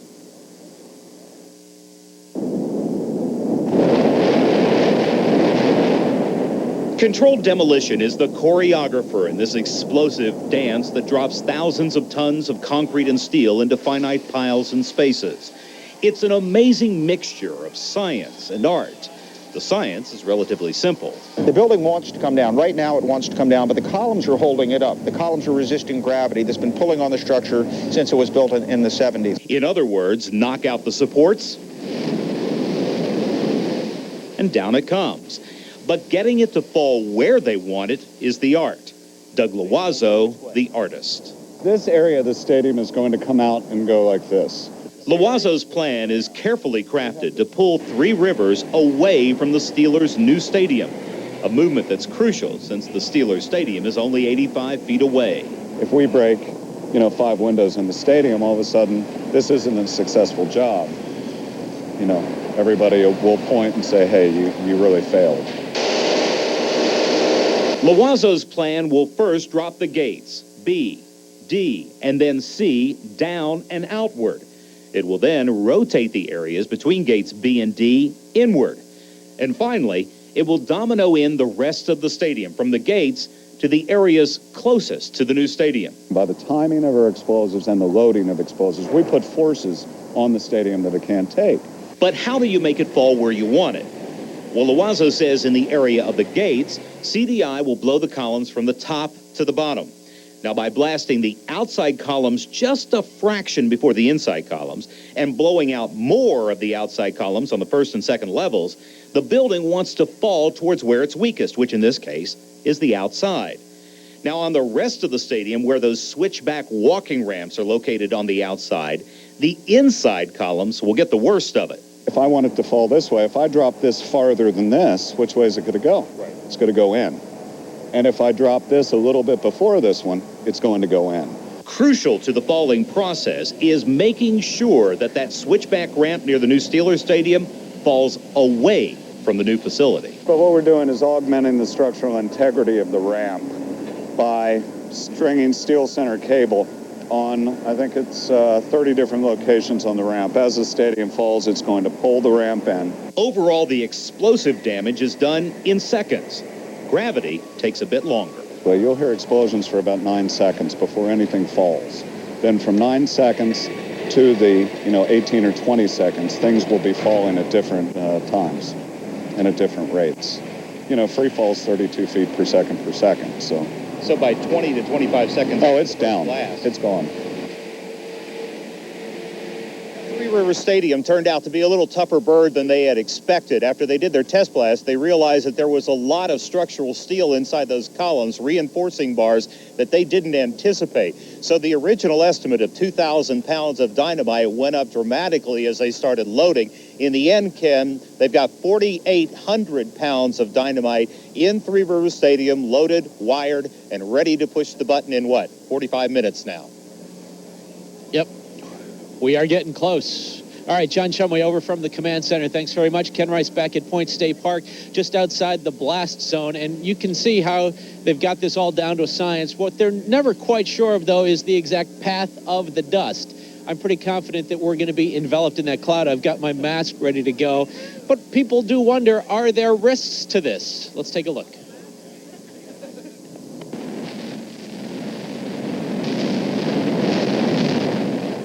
With any implosion, there's a thick cloud of dust heavy with particulates that rolls from the blast, enveloping everything in its path.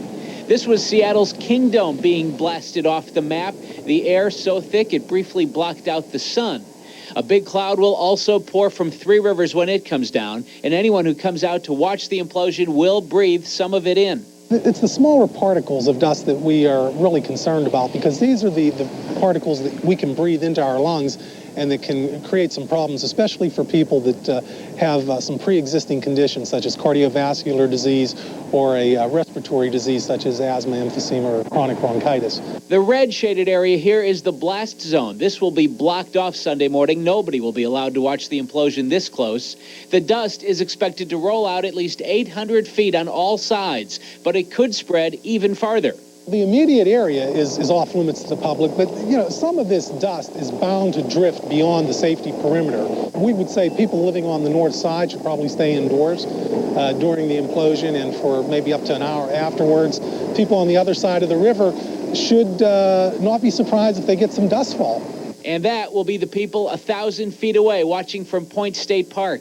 For the average healthy person viewing this implosion in person, they are probably facing no significant health risk, but shouldn't be surprised if a significant amount of dust comes their way. They might want to have a handkerchief handy to cover their nose and mouth just in case a dust plume heads their way.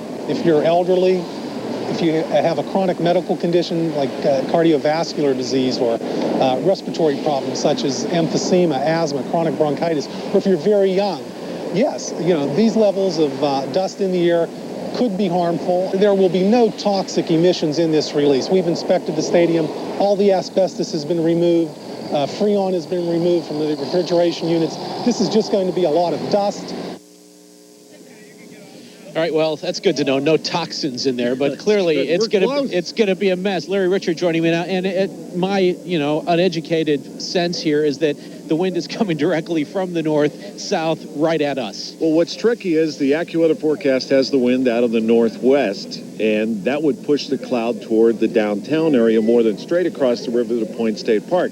But down here at the surface on the river, you can see the winds are very light and variable, but definitely coming across from the north side to the shore over here.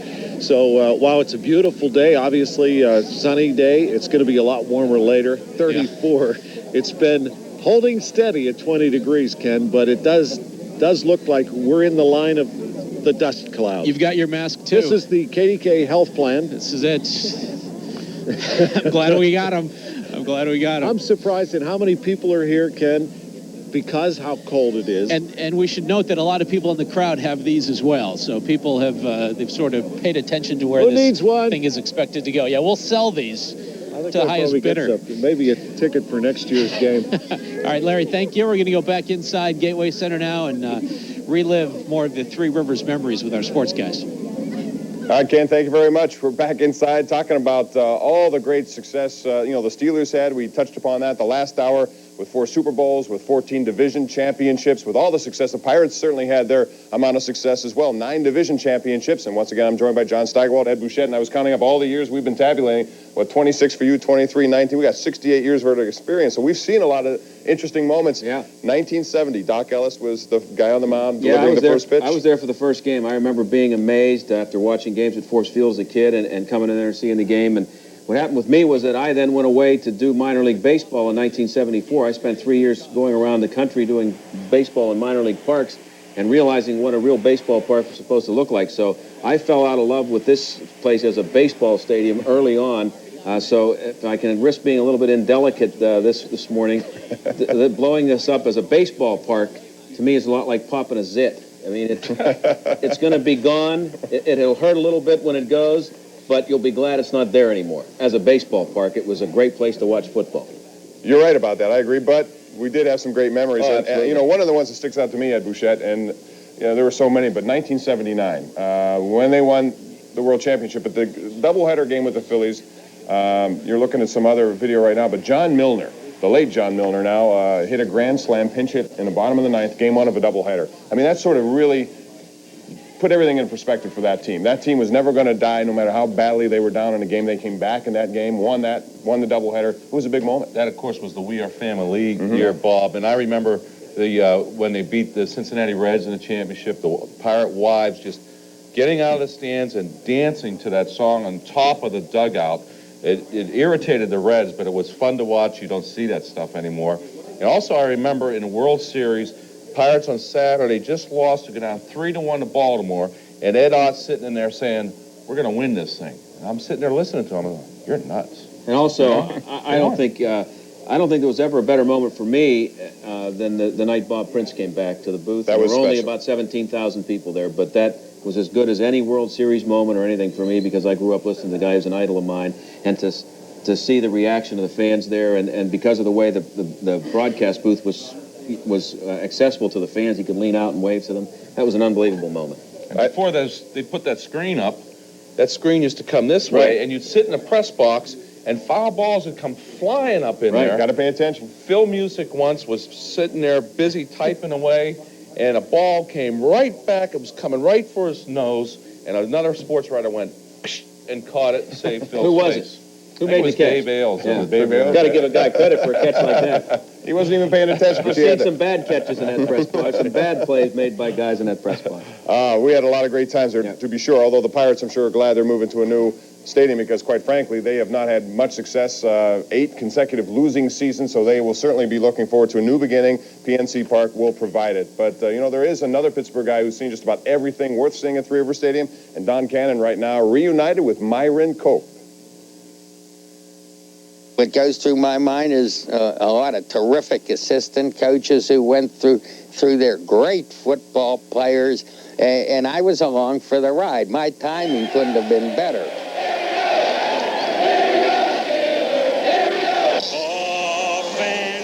Offense, take that football all the way up the field. Pittsburgh Steelers into the National Football League playoffs. For the past 3 decades, he's been the color voice of the Pittsburgh Steelers. And the key word here is voice. Yoy! Through 30 seasons of wins and losses, along with partner Jack Fleming, Myron Cope remembers most of all a cold December Sunday in 1972. Back and looking again. Bradshaw running out of the pocket, looking for somebody to throw to, fires it downfield. And there's a collision. It's caught out of the air. The ball is pulled in. Oh, boy. Well, I had left the broadcasting booth with 2 minutes to play. I had a post-game locker room show to do, as I still do today. So I was playing it on the side of caution. I didn't want to be trapped in the crowd leaving. I saw the immaculate reception perfectly. I was standing at the end line in a corner of the end zone, and I saw Franco make that catch. And, in fact, he ran straight at me. He turned that angle to the left, and I'm down there yelling, "Come on, Franco." If victory has 1,000 fathers, then defeat is an orphan. And there is no lonelier place in Three Rivers Stadium than the Steelers' locker room after a loss. I've been doing that locker room show, and after losses, it's not as much fun as after wins. There's no, because football is such an emotional game, and players take a loss hard. I remember when they lost that crusher of an AFC championship game to San Diego not so many years ago. But that was a locker room that was practically devoid of people who were willing to come on the show. A couple of guys saved me because they were class acts. But that was murder. The Steelers were never a gimmick team. No marching bands, no mascots, no scantily clad cheerleaders. But as the black and gold headed into the 1975 playoffs, the radio station that held the broadcast rights, WTAE, wanted its own gimmick. So somebody came up with the idea that we could give away black masks to each fan entering, and on those masks, written in gold, would be "whatever it takes," which was Chaz Knoll's motto. But when the management of WTAE learned that each mask would cost 50 cents and 50,000 black masks would cost $25,000, the idea was quickly dropped. Excuse me, I had a sneeze. But the gimmick idea was nothing to sneeze at. So Myron pulled from his cranium what would become the eureka moment of football gimmicks. So I said, look, what we need here is something that everybody already has, so it doesn't cost you a dime. And I says, we will urge people to bring out to the football game yellow, black, or gold towels. And I'll tell the people, if you don't have a yellow, black, or gold towel, buy one. If you don't want to buy one, dye one. And I said, we will call this towel the Terrible Towel. But would the gimmick work? Would fans actually bring the Terrible Towel, any towel, to Three Rivers? The answer would come on that playoff Sunday. Now that gates are open and people are coming through little by little, and I got my binoculars going all over the stands for the sight of the Terrible Towel. And now the stadium is filled up pretty well, and I don't see but at the most three towels. And I thought, oh my God. And it was a nasty day, raining and everything.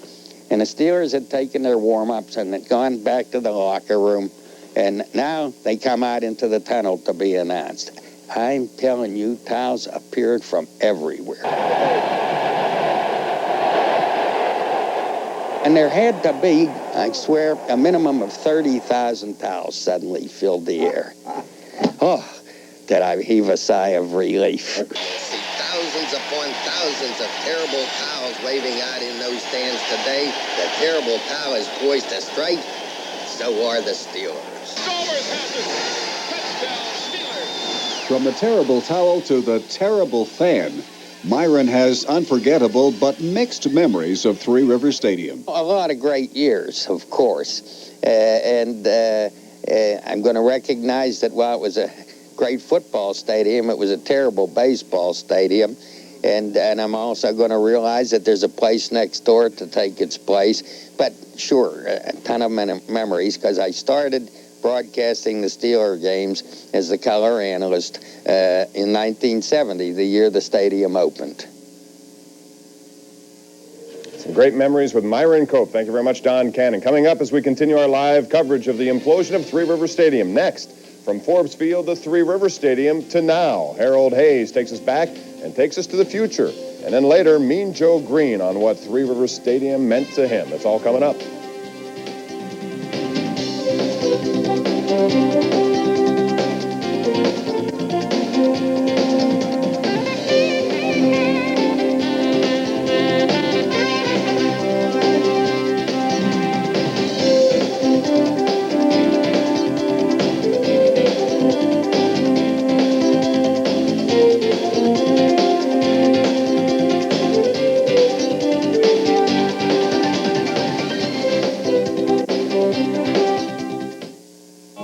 King Brown, Ken Rice, committed to telling the story with no hype, just the truth, and part of the most respected news team in Pittsburgh.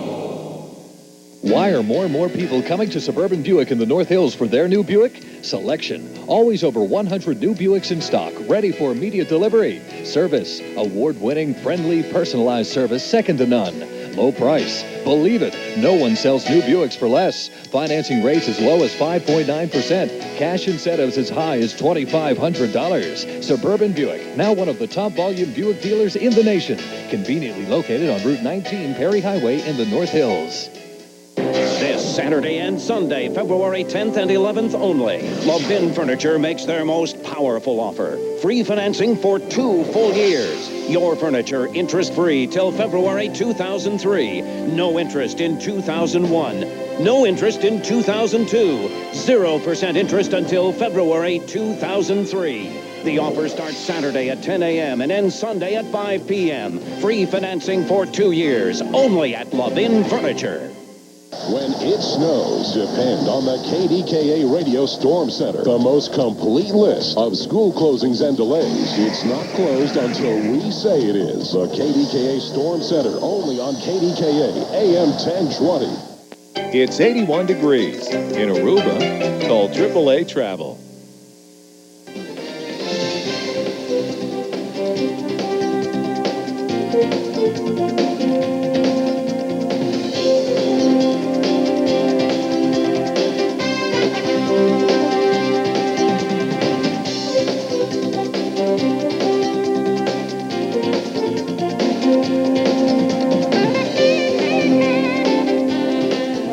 Welcome back, everyone. Good morning to you. Hard to believe 27 minutes left until they blow up Three Rivers Stadium. Lots of folks are here with us. Bruce Pompiani, Susan Barnett at St. Mary of the Mount Overlook, looking at the stadium. One of the best vantage points in the city. Lots of folks have been here since early this morning, 3:30 this morning. They're wrapped in Afghans and blankets. You can only imagine what the folks attending the 7:30 Mass at St. Mary's think right now. It's like a big party out here. It really is. There are people everywhere, and it's kind of amazing. I mean, it'll take 19 seconds for Three Rivers to come crashing to the ground, and with all these people up here, a lot of different feelings, a lot of emotions right now about Three Rivers going down, and obviously a lot of controversy surrounding the implosion. Yeah, it's been controversial since this idea was first hatched. Of course, you know all about that. We conducted one of our exclusive KDKA TV news polls. We wanted to know what you're thinking now with these 2 new sports stadiums almost done now, compared to how you felt when they first talked about blowing up Three Rivers Stadium. And here's what you said. 40% were against tearing down Three Rivers and building the 2 new stadiums and are still against it. 46% said they're for tearing down Three Rivers, and they're still for it. But here's the big change. 15% were originally against tearing down Three Rivers. They are now for it. And, Susan, that's a good thing because 27 minutes and counting, there's no turning back. There certainly is no turning back. You know, we talked about a lot of the different feelings surrounding the implosion, and I'm here with some of the people who came out, got up bright and early this morning to watch. This is Tom and Jesse from Greensburg. What brought you out here? I mean, you could be home in your living room watching. What made you come out? Not anymore. How do you feel about Three Rivers going down in 19 seconds? I'm happy. I spent a lot of time in there and, you know, see, but we're happy to see it go. Jesse, how about you? I mean, you have a lot of years ahead of you, a lot of years at PNC Park, Stadium. What's the thing for you? How do you feel about actually watching Three Rivers crumbling to the ground? Yeah. Tell all your friends you were here, you saw it happen. We have a little bit of an audio problem right there, but one of the people who has probably seen more of what Pittsburgh has gone through from the old stadiums to the new stadiums and now to even newer stadiums is Harold Hayes. And he takes us back now on a look from Forbes Field to Three Rivers to now. When I was growing up, Forbes Field meant this: getting there on a streetcar to watch my hero. Roberto Clemente, one of the outstanding baseball players in the game today. Right field seating was preferred because that's where Roberto played. Conditions for another base hit. The goal we're shooting for is an affirmative action program. As a teenager, I watched the negotiations over a new stadium for football and baseball and watched the protests over just who would get those construction jobs. By the time the so-called terrible trolley rolled through town in the Steeler glory years, we'd say the Pittsburgh Steelers. I was back in town covering a city draped in black and gold. A few things I can't forget about those years.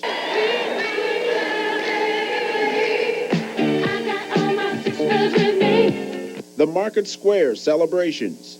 The arguments about who would fix the leaks and who would enforce the lease. It's a bit more complicated, but a lot like this lease, the one that tells me I have to pay rent at my apartment through the middle of next year. It doesn't mean I can't move. It does mean I'll think twice about it. The Pirates-Mets rivalries. He's not the Big Apple. He's the Big Apple sauce. What do you think of Pittsburgh? Where is it? The Pirates-Braves playoff rivalries. Oh, man, here it comes. It is. He caught it. He caught the ball. The Steelers' latest Super Bowl run. And the late-night debates in Harrisburg over 2 new stadiums.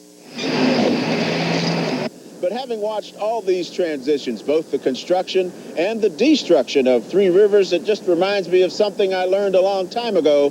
The more things change, the more they stay the same. And Harold has seen a lot of it, hasn't he? He has. It's on the money. Exactly. You know, when you think back to the exciting time of Three Rivers Stadium and the exciting time of the Steelers in the 70s, it was an unbelievable time in Pittsburgh sports history and Pittsburgh history. And one of the people who stands out from that time is Steeler Hall of Famer Joe Greene. And he told us last week, well, he understands why Three Rivers Stadium is coming down. But above all the victories, he says bringing down a building will not destroy the friendships he made while playing at Three Rivers. I just remember going to the stadium to work every day, being a special place. It was a building, and the people in the building made it special. They're the ones that made it good to come to work. Three Rivers served his purpose well. And, you know, it was a building, it was a place that we had a lot of fun in. You know, the fans interacted with the players, making that place rock. But the bottom line is it was the people. You know, Stacy, he's right about that. It absolutely was the people. And I think part of the thing about Three Rivers Stadium, too, is it grew out of a time when Pittsburgh needed something that was going to lift us. We had just had all the closings of the steel mills, and we were coming down, you know? Yeah, it was built, of course, prior to the closing of the steel mills. Right. It was built right after the first Renaissance and between the first and the second Renaissance. Mm-hmm. And, of course, now we've got the new stadiums coming in. I guess one thought, you know, the French Foreign Legion movies? Sure. Three River Stadium has seen its last dawn, and now it's waiting for its date with the executioner. That's one way to take a look at it. Yeah, sad way to look at it. It is a sad way to look at it, but you're absolutely right. There was a pride in Pittsburgh that has been part of Three River Stadium history, too. And that is something that will not change. That pride, I think, can continue. No, but I think people are looking forward to the next step and the new things, too. Yeah, Absolutely. we've got a whole new chapter, a whole new century. Of course, we are getting much closer now to implosion time. Yeah, that's right. Just how will they protect the new Steelers Stadium, though, after all? Three River Stadium is less than 80 feet away. And a little bit later, Terry Bradshaw remembers the Immaculate Reception.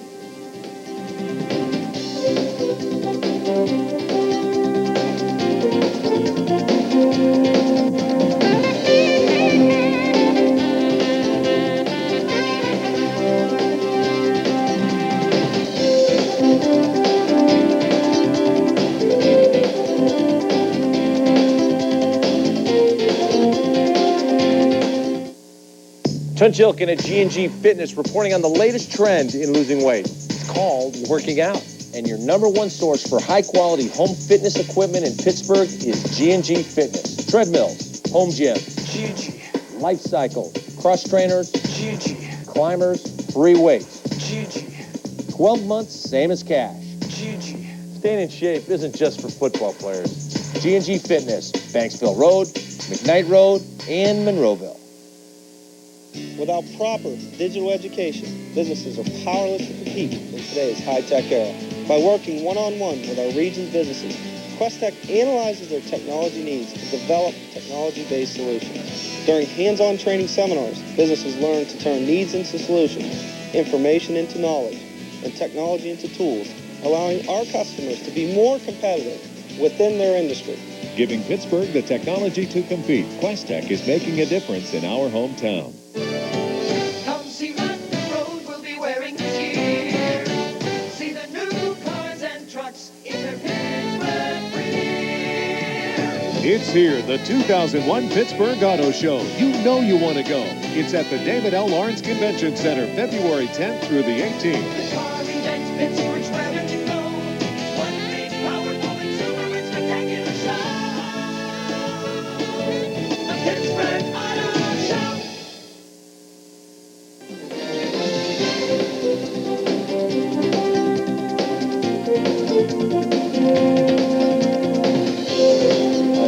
Well, the shot from above certainly gives you an idea of how close the new Steelers Stadium is to Three Rivers Stadium.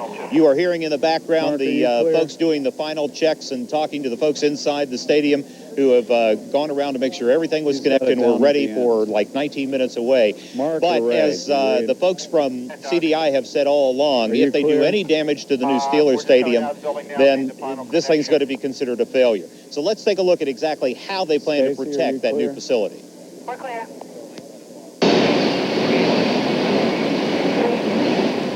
With a splash of gold, the seats are starting to appear in the east side grandstand of the Steelers' new stadium. Just beneath their concrete base, work is well underway creating the club-level lounge and hall. This space will have the best view in the house of the Golden Triangle starting, around 8:15 this morning. But it also means that this area is the most vulnerable as this youngster's 30-year-old neighbor goes down in a flash of dynamite explosions and the rumble of concrete. Well, we're obviously keeping track of what they're doing, but we're not overly concerned. Getting this football stadium ready on time is Heidi Edwards' job, a stadium that's only 85 feet away from Three Rivers. Edwards says they've been assured that the curtains now draped on the two stadiums will protect the wall of glass on the Steelers club and luxury suite levels. To give some buffer between the glass and the wind and any debris that might be coming this way. The last pieces of this super curtain were draped on Friday. What's it made of? Consider multiple layers of canvas wrapped up in one fabric. It's very strong, like a Kevlar type material. So Kevlar or kryptonite, the Steelers are counting on it. But flying debris is only one concern. The other is dust, which the Sports and Exhibition Authority is playing down. You have a lot of dust that's created from an implosion based on plaster in an office building. So we don't expect a whole lot of dust. Nonetheless, Edwards says there's real concern for the stadium's big air handling units, which will be covered. And the curtain should protect the stadium's first level, which is not enclosed by glass. We're obviously hoping that to minimize any damage and actually to have no damage, but at this point in the project, we're still 6 months from opening, so we still have sufficient time to repair a few panels of glass. It won't be catastrophic at all. It won't affect the opening. And in about 20 minutes, actually about 19 minutes or so, those folks will give the order, the button will be pushed, and we'll find out if all those preparations actually worked to protect the Steelers' new stadium. Ken and Patrice and Stacy, I'll tell you what, there are some folks who are nervous about this, and there are others who are so optimistic, they say, don't worry about it, the stadium will be fine. We'll have to see what happens. John, I had an opportunity to talk with Doug Loizo about a week, 2 weeks ago. Remember when the Pinzer building came down and all the dust that came out of that? I don't know if he told you the reason for all of that dust or not, but apparently when they built these old buildings like that, they put soot in between the floors as insulation. So that's why when we see that, the Pinzer building come down, we saw all that black, sooty smoke that came, or dust that came out. There's also a lot of dust that comes from implosions due to plaster in walls in office buildings and those kinds of things. And for that reason, they don't think we're going to see as big of a dust cloud coming out of Three Rivers, because basically all that's left is structural concrete and steel. There's some walls in there, but not very many left. And they expect the dust cloud to be minimal. And at this point, it feels like the wind has dropped down to almost nothing. All right, John, we'll be checking back with you in probably about, 15 minutes or less from now. All right. And as we draw closer to the implosion, we should take a moment to relive the greatest sports moments in Three Rivers Stadium and NFL history. Terry Bradshaw tells us how he remembers the Immaculate Reception. You know, the last game, people talked a lot about, was it going to be sad? And I said that it was, bittersweet. There was sadness to it. But I really just was, so thrilled with all the players that had come back and our own team this year mixing with them. And it was just a really very happy occasion. But I went over there the other day and saw the stadium and saw, they're tearing it down. And I'm one of the few people, I guess, that you could say that saw it being built. I used to go over there and climb the ladders, going on every floor. And to see it, you know, really being torn up, that was that was a little bit tough. Sure, for Mr. Rooney, it's a little bit tough to see it come down, although he's got an exciting new stadium coming. He says that the Immaculate Reception is one of the greatest plays he's ever seen. And as we mentioned, Terry Bradshaw has some memories of it as well. I think it was 66 circle post, split backs, tight end right, a seam route by the halfback, a post by the split end. And 66 meant that the fullback had to stay in and block, which is Franco. Hang on to your hats. Here come the Steelers out of the huddle. Terry Bradshaw at the controls. 22 seconds remaining. And this crowd is standing. 50,000 of them. They've seen their team go behind by 1 point. And Bradshaw back and looking again. I just looked up and I saw a black jersey down the middle of the field, so I just cranked it. And there's a collision. It's cut out of the air. The ball is pulled in by Franco Harris. Harris is going for a touchdown for Pittsburgh. And I heard the roar. And before I got up, I knew I'd thrown a touchdown pass. I just wondered, you know, how I did it. And the guy that I see, you know, did it lead him perfect? Did he catch it and go down? You know, I was trying to think, who caught it? How did he catch it? And I just thought to myself, man, I did something great here. And I was really proud, until everybody started telling me what happened. And then what little confidence I had came back. But it was such a great play. He's right. It was a great play. He can tell it probably better than anybody. I mean, from his perspective like that, it's great. We are now down to, we'll call it, 13 minutes before it comes down. It's that soon. Yep, it's coming that up. soon, folks. We're going to take a quick break, and when we return, we will be back commercial-free until the implosion of Three Rivers Stadium. 12 minutes and 32 seconds. You know H.J. Heinz Company for ketchup, pickles, and baby food. But did you know Heinz produces over 150 leading brands sold in 200 countries? I'm Bill Johnson. Heinz is proud to be among the most admired food companies in the world. When we needed to expand, we looked no further than Pittsburgh, our home for 130 years. 2,000 Heinz employees work downtown and on the city's North Shore. More will join them here as Heinz continues to grow. Heinz is proud to be making a difference in our hometown. Gathered over for Corbet, back to Mario, walked in there, Jogger.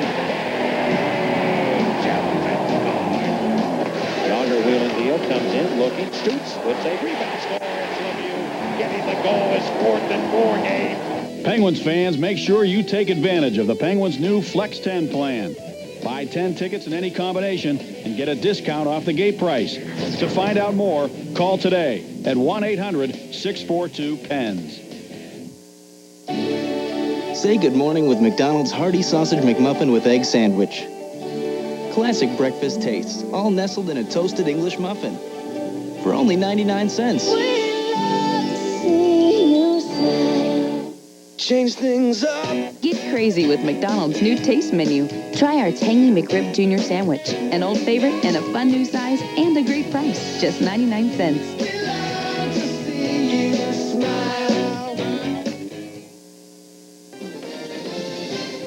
All right, the countdown to the implosion continues. Just about 10 minutes to go now. We're going to be commercial-free until we watch that stadium crumble.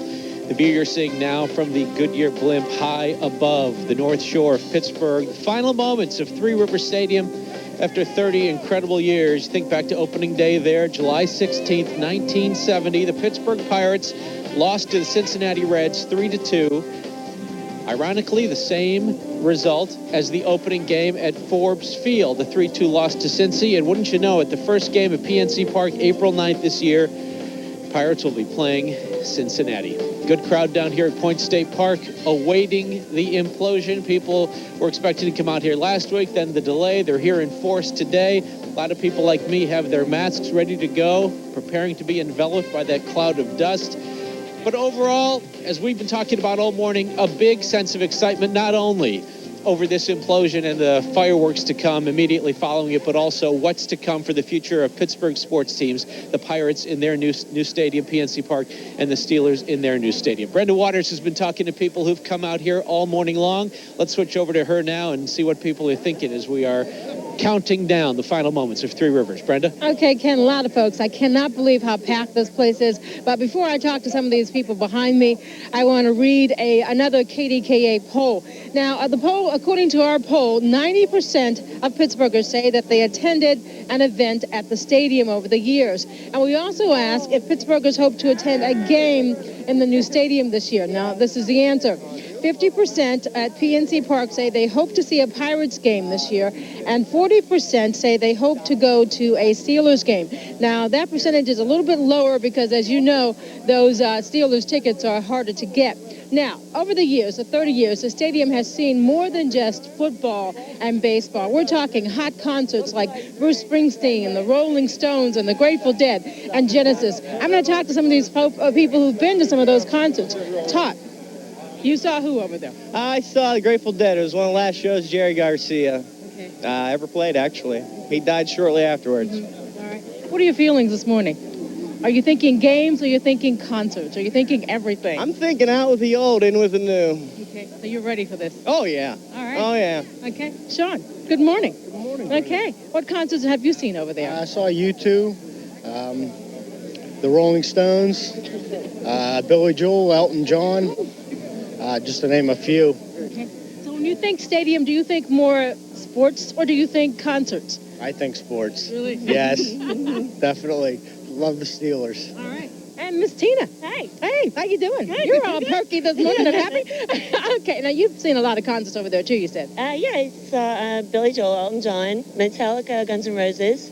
I think that's about it. Okay, now what about you? Do you think sports, you think concerts when you think of it? I totally think football. Really? Yeah, football. Did you go to any Pirates games? Yeah, I like the Pirates, but more into football. Okay, they're singing over there. Yeah. Okay, anybody else go to any concerts? That was real good.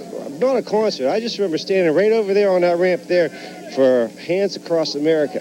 Oh, really? And all the way across the bridge and around the stadium, all of us were holding hands. And it was sort of interesting because when you went home, you were able to see it all across the country. And it was really, it was really something there. You have some great memories yes, of the place. Great memories. And I, too, am saying sports because that's what you always remember, the sports. All right, Steelers. Okay. And what's in the cup, sir? Cappuccino. Yeah. Okay, any memories for you this morning? Grateful Dead concert there. The 1991 playoff game, the Buffalo Bills, we lost, but hey, I'm big Steelers fan, Okay. I love the Steelers. Go Steelers. Okay, you guys ready? Yeah. Okay, all right, we're ready for the implosion. All right. Okay, Ken, thanks. All right, Brenda and friends, thank you very much. Let's bring in John Shumway now. John has been at the command center all morning long where they're actually getting ready to set the charge. We've got our contest winner, Joe King, who's going to push the ceremonial plunger. John, we're under 7 minutes now. What's going on at the command center? We are under 7 minutes, Ken, and they're making the final checks. So let me run up here to the ceremonial plunger. Liz King's up here. You guys excited? Oh, very much so. Very, very excited. Yes. And Joe, you got 7 minutes to go. You getting nervous? A little bit. I'm nervous, but I'm ready for it. I've been ready for it for a week, so I'm ready. This is going to make a lot of noise, you think, Liz? Yeah, I think so. I do. You can tell we're getting close. We heard the siren, the 10-minute siren here just a couple of minutes ago, and since then, Doug Loazzo and the folks from CDI have been incredibly busy. They've been on the radio. They're making the final checks. They've actually got people from CDI who are all around the stadium on the various sides to keep an eye on it. City police have been running up and down the streets on all sides, Ken, just to make sure. Actually, the CDI people have been out of the stadium for quite some time. The main thing they're doing now is to make sure that the area is completely clear of people. That's the critical thing. As we talked to Doug Loazzo a little after 6 o'clock this morning, he told me that the only thing that could delay this thing from going off at 8 o'clock would be concern about they have not completely checked the area to make sure it's clear of people. Other than that, they anticipate an 8 o'clock blast. And as you see on the countdown clock, we're coming up on the 5-minute mark. But they're doing the final checks, and we'll be able to listen to Doug Loazzo as he talks to his crews and gets ready. He'll tell them to hook up the wires, and then that 4,800 pounds of dynamite will go off And Ken, make sure you don't blink. It's the kind of thing that if you get up and leave the room for a second, it's going to be gone when you come back. And let's talk about what people should expect, John. Okay. First, we're going to hear the booms, and I understand that we won't see anything fall for a beat or two. Yeah, actually, you'll hear a series of crackle explosions is the best way to put it. This detonator wire actually has explosives in it. And when they set it off, the initial thing that you hear is the detonation wire going off. It'll be a series of crackling booms. And then there are 9-second delay charges inside the dynamite. They actually set off those blasting caps is what they are. 9 seconds later, those start going off, and that is your heavy concussion booms that actually blow the columns apart. Count to 3 after that, everything starts coming down. By 20 seconds, it's on the ground. And the most critical point, we're looking at it right here, it's that small distance between Three Rivers Stadium and the new Steelers Stadium. John, I imagine they have people ready to go over there and inspect the new stadium first thing. Absolutely. There are CDI crews and folks from the Steelers are standing by. They want to get over there and get a look at that. The first thing, though, that CDI wants to make sure is that all the charges went off. Now, because they've got people all the way around the stadium, they'll be able to tell and make sure that everything went off as planned. The Steelers have a crew that is going inside what they call the Grand Hall, which is underneath the East Side Concourse, as well as the club and luxury suite level where all that glass is. They're going to go in immediately afterwards and start surveying the damage. And hopefully they won't find any. If all the predictions come true, they'll be able to take down those tarps and find nothing damaged behind it. But obviously, Ken, will find out in about 3 minutes that is the critical area. Doug Loiseau has said all along, if they break 5 panes of glass, people are going to point to them and say, you screwed up, this wasn't a successful implosion. That's a pretty tight tolerance when you consider how many tons of steel and concrete they're bringing down only 85 feet away from the new stadium. Right. Also, Three Rivers Stadium sits next to a lot of ramps and bridges, and there are PennDOT inspectors on scene here, too, that'll be making quick inspections to make sure all of the integrity of the road system is in place before traffic is allowed to flow again. John, I want to ask you one more time about the last-minute preparations. Where is Doug Loiseau right now? We'll talk for a few more seconds, and then we'll stop and just listen. Okay, we'll show you. Doug Loiseau is now up on the stage with the Kings. He is in touch with the folks who actually have the real switch.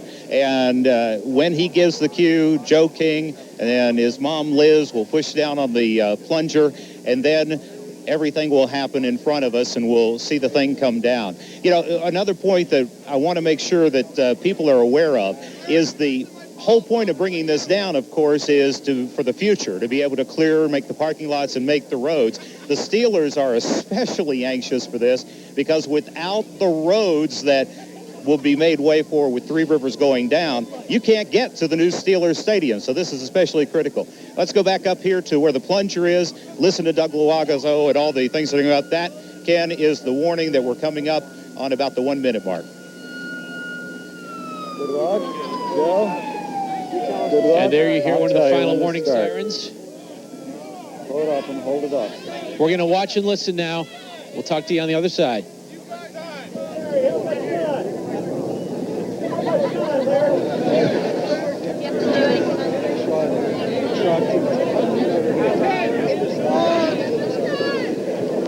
All right, Mark, warm it up and tell me when you're in the red. Showtime. Right now.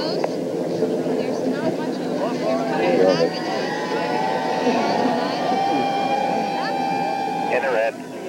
All right, here we go. 10, 9, 8, 7, 6, 4, 3, 2, 1, fire.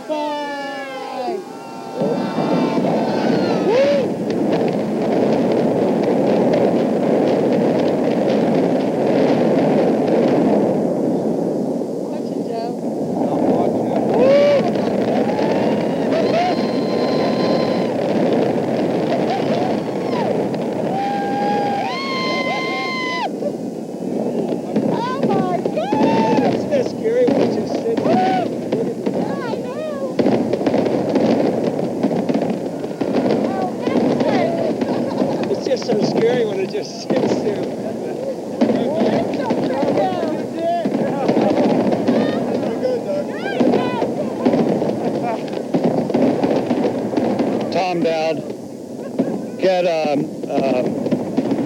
Bob in there with the PennDOT, start inspecting. We okay? That was good, wasn't it? Yeah, they said it looked fine. You know, it just sits there for most of the and what you get is we're still going to have that steel section intact, and some of the ramps are going to be a little Did you funky. see the one on television in Ireland? They tried to blow Yeah. up and it stuck. I bid that job, and somebody came in at 1/3 my price. They look perfect. Looks good. It's dust right now. We're ready They to head said over. We'll be Steelers back is to you good. shortly. Yeah. So what did it look like, Doug? Go to the new stadium. You got to wait for the dust to clear. It looked great from here. First blush is the new stadium looks fine. It was fun. No, it looked good. As we said, you'll have some steel sticking in the air. I saw one section of the top, but it looked like it was a very safe and successful project. Came down as you expected. Well, from this vantage point, but we're 1,500 feet away. More dust than you expected? No, and the reason the dust is hanging around as long as it is there's a lack of breeze, but this dust isn't much. I know you want to go check on things. Yeah. Thanks for talking to us, Doug Loiseau from Controlled Demolition. Ken, looks like you may get some dust heading your way. Is that beautiful? No problem.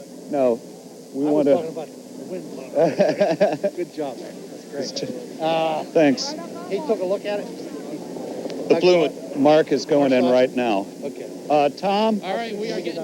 When are you going in with the cameras? Right now. Andy, right now. Okay, thanks. How do you assess it? You look great. You look great.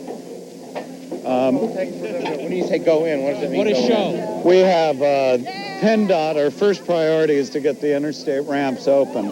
So they're going in there to inspect those right. We're listening to Doug Loiseau, the master of this explosion, talking about one of the first priorities being PennDOT inspecting ramps, the Fort Duquesne Bridge, making sure everything is safe before they reopen the area to traffic here. I think I can safely take my mask off because the dust cloud is not as bad as we feared, although people in the crowd are rapidly leaving. The spectacle is over, the implosion, the fireworks are done, and people are getting out of the cold. But from this vantage point, about 1,000 feet right across the Allegheny River, it seemed to go exactly as planned.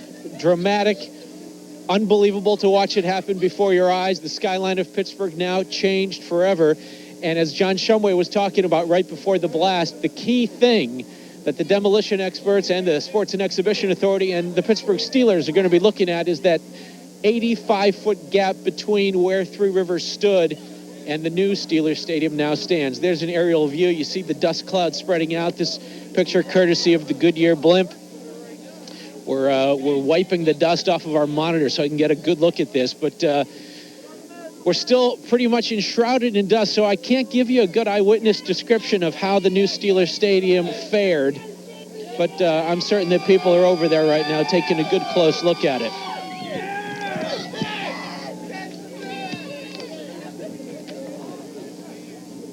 You think about all we've been anticipating and how we've been looking forward to these 18 or 19 seconds Ken? and being told what to expect. Ken, I don't mean to interrupt, but I want to tell you, we have a photographer who was in position to see the gap between the Steelers Stadium and the new stadium. Steve Willing, he was up in Community College of Allegheny County looking down. He says it looks like absolutely nothing hit the new stadium, that it came down cleanly and the new stadium came through it perfectly, which is a big relief. And that was the first thing that Doug Loiseau wanted to know. And one of his crews reported back it looked good. We've now got that confirmed from Steve Willing, our photographer, who was up in CCAC and had a bird's eye view of it.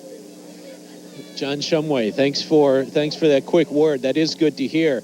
You're seeing some of the people abandoning Point State Park. The show is over here, but we're still waiting for this dust cloud to lift, and we'll get an idea of what Pittsburgh looks like now. For 30 years, we've been accustomed to that postcard shot. Please, return to the bleachers. All right, I'm being told that we're going to take a look at a slow motion shot now of that gap between Three River Stadium and the new Steelers Stadium. if we have that ready, let's go ahead and take a look at the videotape. Let's watch.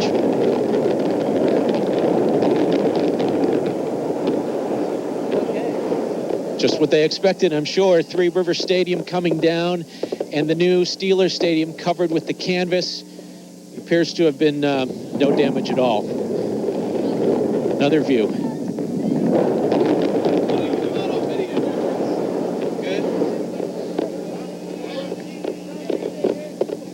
That image will be seen nationwide, coast to coast. A lot of interest in this, not only here in Pittsburgh, but all over the United States. And what it leaves behind now is these mounds of debris, 100,000 plus tons of concrete, 8,000 tons of steel. This concrete, some of it will be crushed right there on site, and it will be used as fill for a new riverfront park. Some of it will be going up to Leetsdale to be part of the fill for an industrial park going in there. And some of it will just be trucked away and end up in a landfill in Ohio. And then you've got the 8,000 tons of structural steel that just came down. Some of that will be sold to scrap dealers. That's worth a lot of money. $500,000 is one estimate that we've heard. And these go to, the funds go to the demolition company. That's part of their deal, is that they get to do what they can with the remains of Three River Stadium. All right, it was quite a show. Let's go over to Brenda Waters, who watched it along with some of the thousands of people here at the Point. Brenda? Hey, Ken. We're turning the camera around right now. I have some folks standing here with me. One is a Cleveland Browns fan, but he came in today. Tell me, what's your reaction to all of this? It's very sad to see it go. Sad moment in sports because my Browns, a lot of memories down here. Browns, Steelers, great rivalry. Now moves on for a new generation. All right. Okay, then. Okay, what's your name? Nicole. Nicole. You've been here for a while. You were here before I got here this morning. And you've been waiting for this. Your reaction to this now? It was great. I mean, that stadium came down in less than what they said it was going to come down. And I've been coming to Three Rivers since I was a year old with my dad. And I miss it, yes, but I can't wait till PNC and the new Steelers Stadium opens. All right, thanks, Nicole. Okay. You said a little prayer, you said, when the stadium went down. Yeah, I said it was like a farewell to an old friend. I said, so long, old friend, I'll see you in heaven. All right. Okay, thank you. Thanks. All right, good. I'm breathing Three Rivers right now. It's in my mouth. I can't believe it. So that's what it tastes like. Okay, all right. Did you feel anything when it went down? Yeah, saw my first baseball game here. A little shot to the heart. So, little old memories going by. Well, thanks for your reaction, guys. Sir, any reaction from you? Oh, it was great. I'll never forget it. It's a lifetime memories. It was beautiful. All right. Okay, thank you. Ken? All right, Brenda, what was it like in the crowd as it was happening, as the blasts were going off and the stadium started to crumble? Let's take a look at a piece of tape, the fan's eye view. I was singing it. Whoa, windows!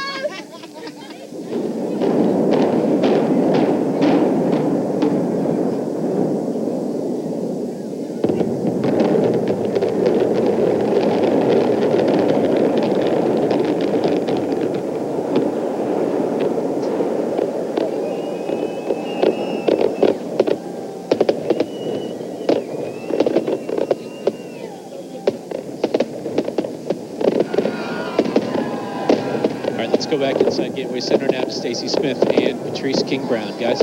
All right, thank you, Ken. You know, from our vantage point in here, Patrice, for me, it was that delay. You heard the explosions, you saw those little flickers of light, right. And then finally, it seemed like maybe this thing is going to I know, that's for a moment, you're thinking, it might not happen.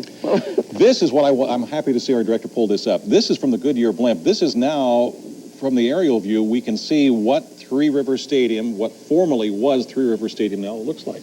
And this is the change, the beginnings of the change, the Pittsburgh skyline. As you can see, the other two stadiums, you see the Steelers stadiums close by, and then, of course, not on your screen at this moment is PNC Park, but it is definitely a change in all that smoke. Although it's not as bad as I think anybody anticipated. No, the cloud and the dust. I think this is our from our skyline, and this must be from the boat, I believe, where we have a camera positioned.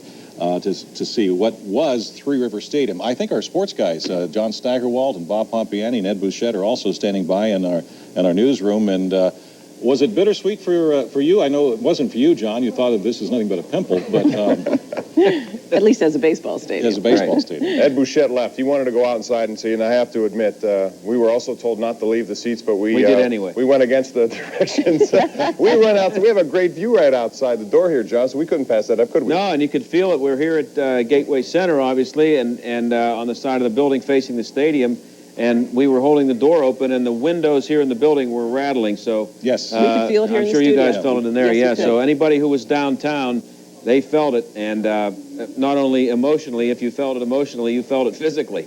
You know, the interesting thing here, too, you see these structures, these big structures of steel that are still standing are part of the stadium there. Now, that looks like part of the stadium didn't make it down all the way. Or am I looking at the new stadium? That's the new stadium. That's the new stadium. Okay. And we'd be in big trouble if that were the case. Another one. Well, no, because the outer rim, the upper rim of the stadium was supposed to just come down and collapse on top of the other sections. So there will still be part of the stadium. I'm a little concerned. I left a pair of sunglasses over there on that last game against the Redskins. You think if I got over there that somebody might have gotten those? They may be able to find it for you. Yeah, John, they'll look for you for that. You know, it's interesting. We talked to Dan Rooney, who had obviously mixed reactions about this thing because of so many great memories. But I asked him, I said, where are you going to be, Mr. Rooney? He said, well, I have many options. He was invited on a private boat, going up and down the rivers. He could have done that. But he's also a licensed pilot. And he said, I'd be curious to be up in the air. So I'm not sure what he did, John, but he had many options. I was just thinking of something as I'm looking at, you can see the new ballpark, PNC Park there, and I saw a lot of people in the crowd who were obviously not old enough to have seen baseball games at Forbes Field, and I've been thinking about this a lot and talking to a lot of the guys who grew up here and my friends and people like that who saw games at Forbes Field. There is an entire generation of baseball fans who will be going to games here at PNC Park this year who have never seen a baseball game in the kind of a ballpark where a baseball game is supposed to be seen. If anybody feels bad about what you're looking at right there, that pile of rubble, it'll be over. The minute you see you'll see what a bad baseball park that was the minute you step into PNC Park. Okay. It's going to be exciting. And this is a perfect example of it when you just keep this memory in mind, and you won't be feeling sad at all the first time you set foot in that new baseball park. I think you're right, John. That's part of the structure I was telling you about that was still going to be left there. John Shumway, Patrice, I think, is standing by with Yes, something. it's Command Center. John? Pass along a couple of things to you guys. Number one, we have somebody who has been inside the Steelers' new stadium. There were, as we've told you all along, cameras inside Three Rivers. Those cameras were wired to recorders inside the new Steelers stadium. Now, the folks who went in to get the videotapes out of those machines say that they have seen the windows from the inside, and it appears that none of the windows were broken inside the new Steelers stadium, which is obviously one of the things they were concerned about. At this point, CDI and their crews are going in to do a post-implosion check. A couple of things they're looking for. Number one, they want to make sure that all of the explosives went off. They can do that quickly by looking around and just by the way things fell. If something doesn't look right, if it looks differently than what they expected, then at that point they'll be concerned that possibly they have a charge that didn't go off, but they don't really expect that to happen. The other thing is just to see if it came down the way they wanted it to. Now, I heard, Stacy, you mentioned something about it looked like some of it was still standing. The steel superstructure of the roof, as you see there, is sitting right on top of all the concrete that came down.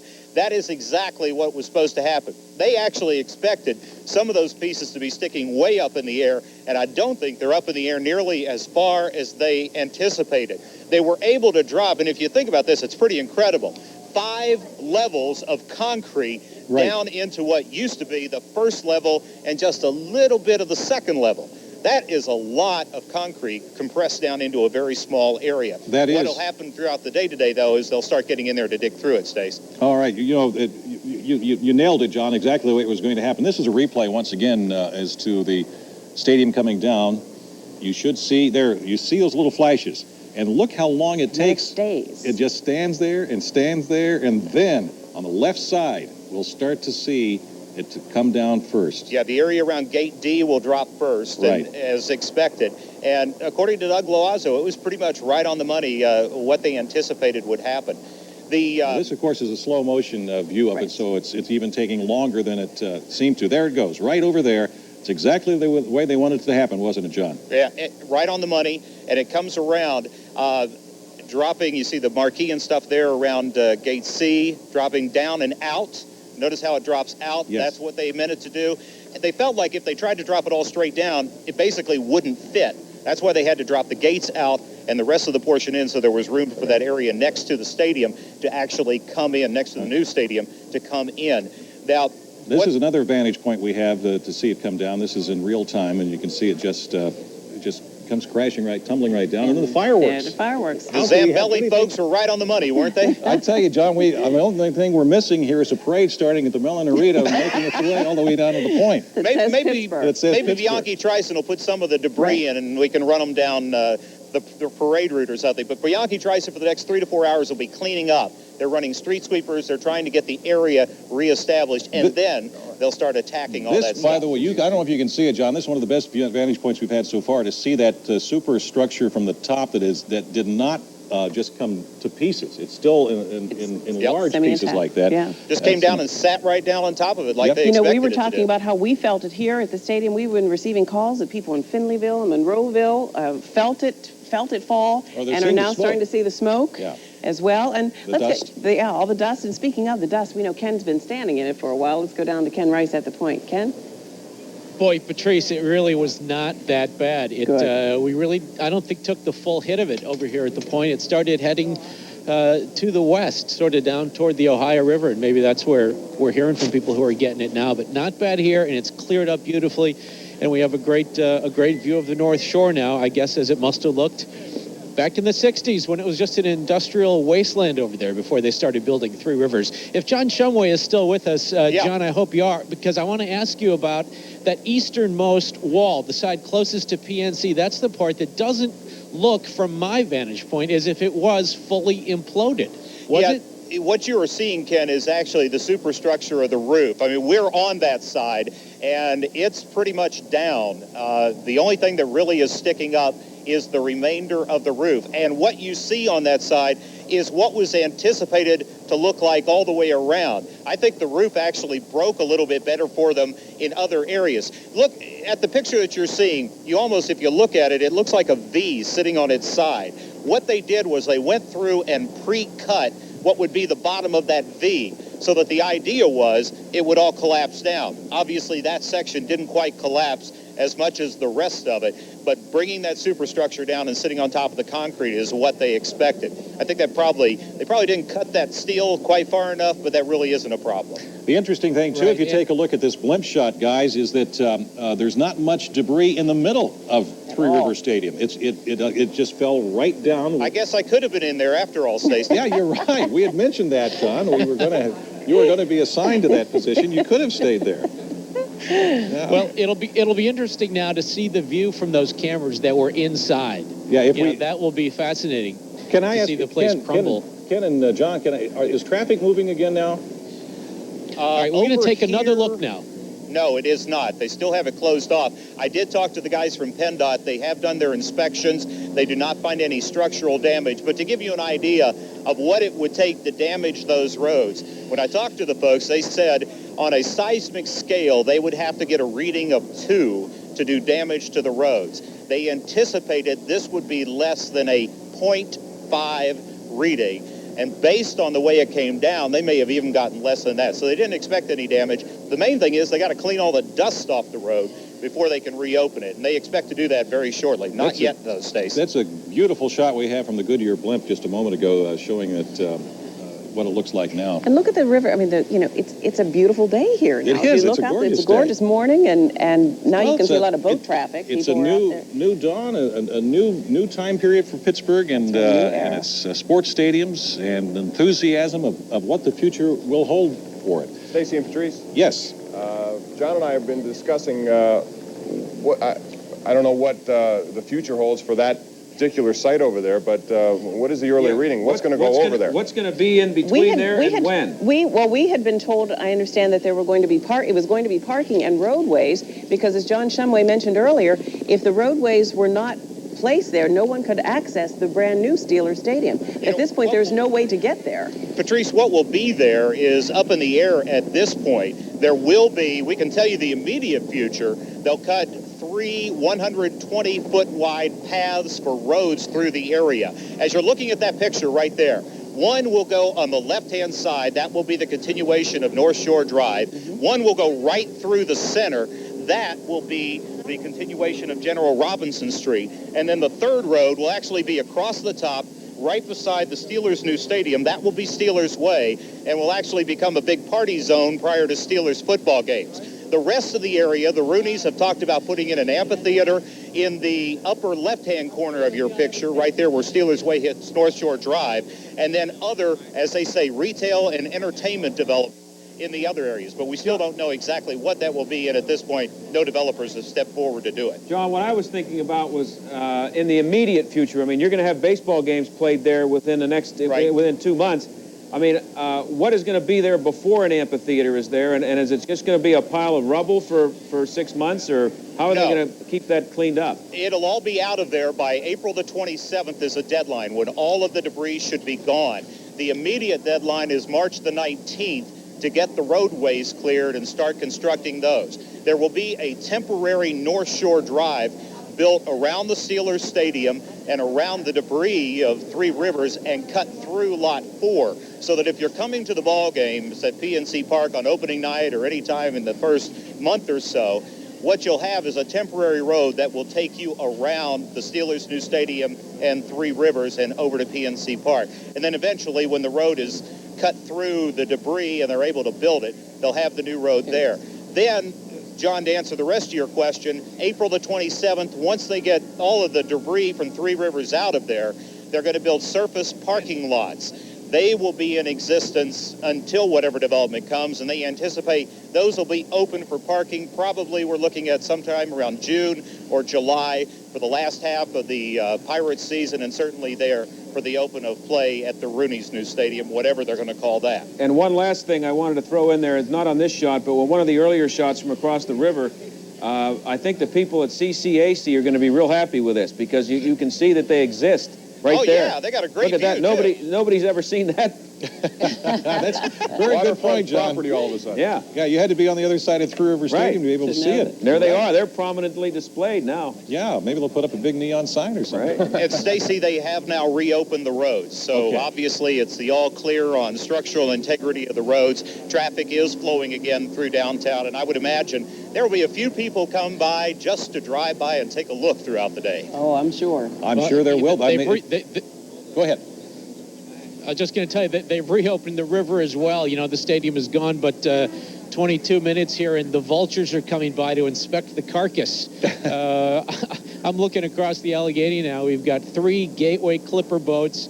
The Keystone Belle is right up there in front, getting a good close-up look at the rubble there. And we've got the blimp overhead. We've got helicopters overhead. I guess they're going to start letting the barges through here again now. So on the roads and on the rivers, traffic is getting back to normal. And it's just going to be, you know, amazing to think that when this is parking lots and it is roads and whatever development that it was, you know, it'll sort of be like Oakland when you're standing at that old wall from Forbes Field. You'll have to remind yourself that, you know, you might be standing or having a burger or parking your car where Franco caught the Immaculate Reception. Yeah, it's. I have to ask you, Ken, what's your gut reaction when when the smoke was or the dust cleared and you look back over there and it wasn't there anymore? Yeah, it's stunning. I'm staring at it now, and I still am not quite believing my eyes. You know, you just became so. That was just ingrained in your mental image of Pittsburgh. You think of that postcard view, the Golden Triangle, and that big bowl off to the left. And you know, to look at it now and not see that bowl there, my mind doesn't quite believe what my eyes are looking at. And again, you know, once this area is developed and that riverfront park is in, and it looks the way that it's supposed to look in a year from now or 2 years or whatever it is, it's going to be even harder to remember that there used to be that big concrete bowl there. Not that I'm going to miss the bowl, right? Much like John Steigerwald, I was never a fan of the aesthetics of the place. But you know, you think about all the history that happened there, and it is amazing to think that just in those 19-20 seconds, it all vanished. It did. Hey, Stacy. Yes, John.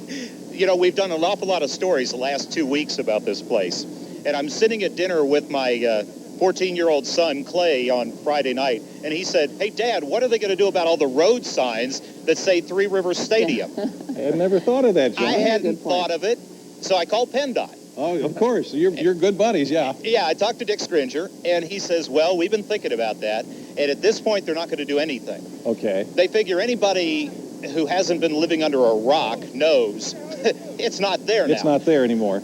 And what they're going to do is, eventually, they're going to mark the North Shore as what is here, PNC Park, whatever the Roonies name their stadium.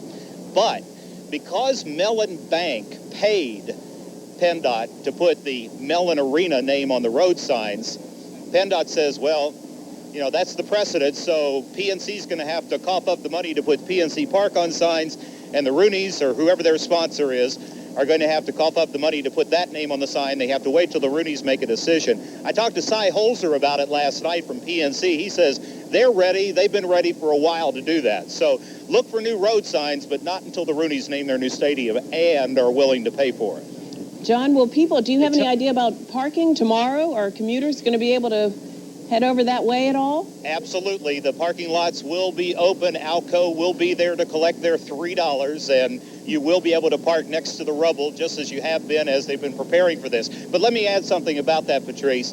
You know, you all were talking about the number of people who are coming by to gawk and they're taking pictures. No doubt, a lot of people have in mind, I want to get a rock from this place, right, especially now that it's down. Yeah. Well, the security people are still here. They're going to be here, and they're not letting anybody into this site. And as you can see from the pictures, there wasn't anything blown out beyond that security fence, and the security fence is well in place. So don't even think about coming down here thinking that it's wide open, you can pick up debris and walk out. The fact is it's going to be very tight security, and they want to make sure, partly because it's still a demolition site and it's not safe, and they don't want anybody getting hurt. No, they will be bringing in the heavy equipment, the cranes and the bulldozers and everything else now to start clearing that rubble away and putting them in the trucks to haul it out of there. So there's going to be a lot of activity and still a dangerous area just for people, because while something may be standing right now, gravity will take its toll and pull something down. Sure, and there'll be shifting, and we have to remember those security dogs, John, you pointed out the other day. Remind people those dogs are out there. That's right. Something else I want to throw in here about the new stadium. Having traveled with the Steelers the last several years, I've seen an unbelievable amount, actually, of new stadiums. And again, any nostalgia you have for the place that just blew in, I guess would be the correct term, that's fine, and those memories will never go away. But when you place yourself inside that stadium, if you've been in Three Rivers for a football game, you will not believe the difference between the way it's going to be watching a game in that place you're looking at right there and the one that just disappeared. There's no doubt about it. The other thing we should point out is out over on the North Shore also with not North Shore. I'm sorry, on the Point State Park. Brenda's over there. Brenda, you've got some people with you? Hey guys, I have some friends here. I have two VIP young men here with me. Hi guys. Hi. Now that the dust has cleared, what do you think? Bunch of rubble. Bunch of rubble. Yeah. You think you'll miss it? Yeah. Yeah. Okay, but it's just rubble right now, huh? Yeah. Okay, now you guys were taking pictures here? Yes. Yeah. Okay, tell me about that. Your VIPs and how'd that come about? It was okay. Last name Zambelli. Okay, your last name is Zambelli? Yeah. Oh, their last name is Zambelli. Okay.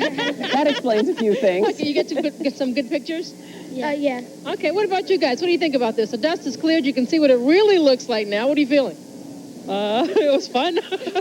Fun to watch it go down. How about you? It's cold. It's cold. I'm with you on that, sister. Okay, what do you think now? The dust is cleared. You can see that it's no longer there. The stadium is gone. What are you guys thinking? I don't know. It was great. Just sad to see it go. Are you glad you got up this early to come out? Oh, yeah. Really?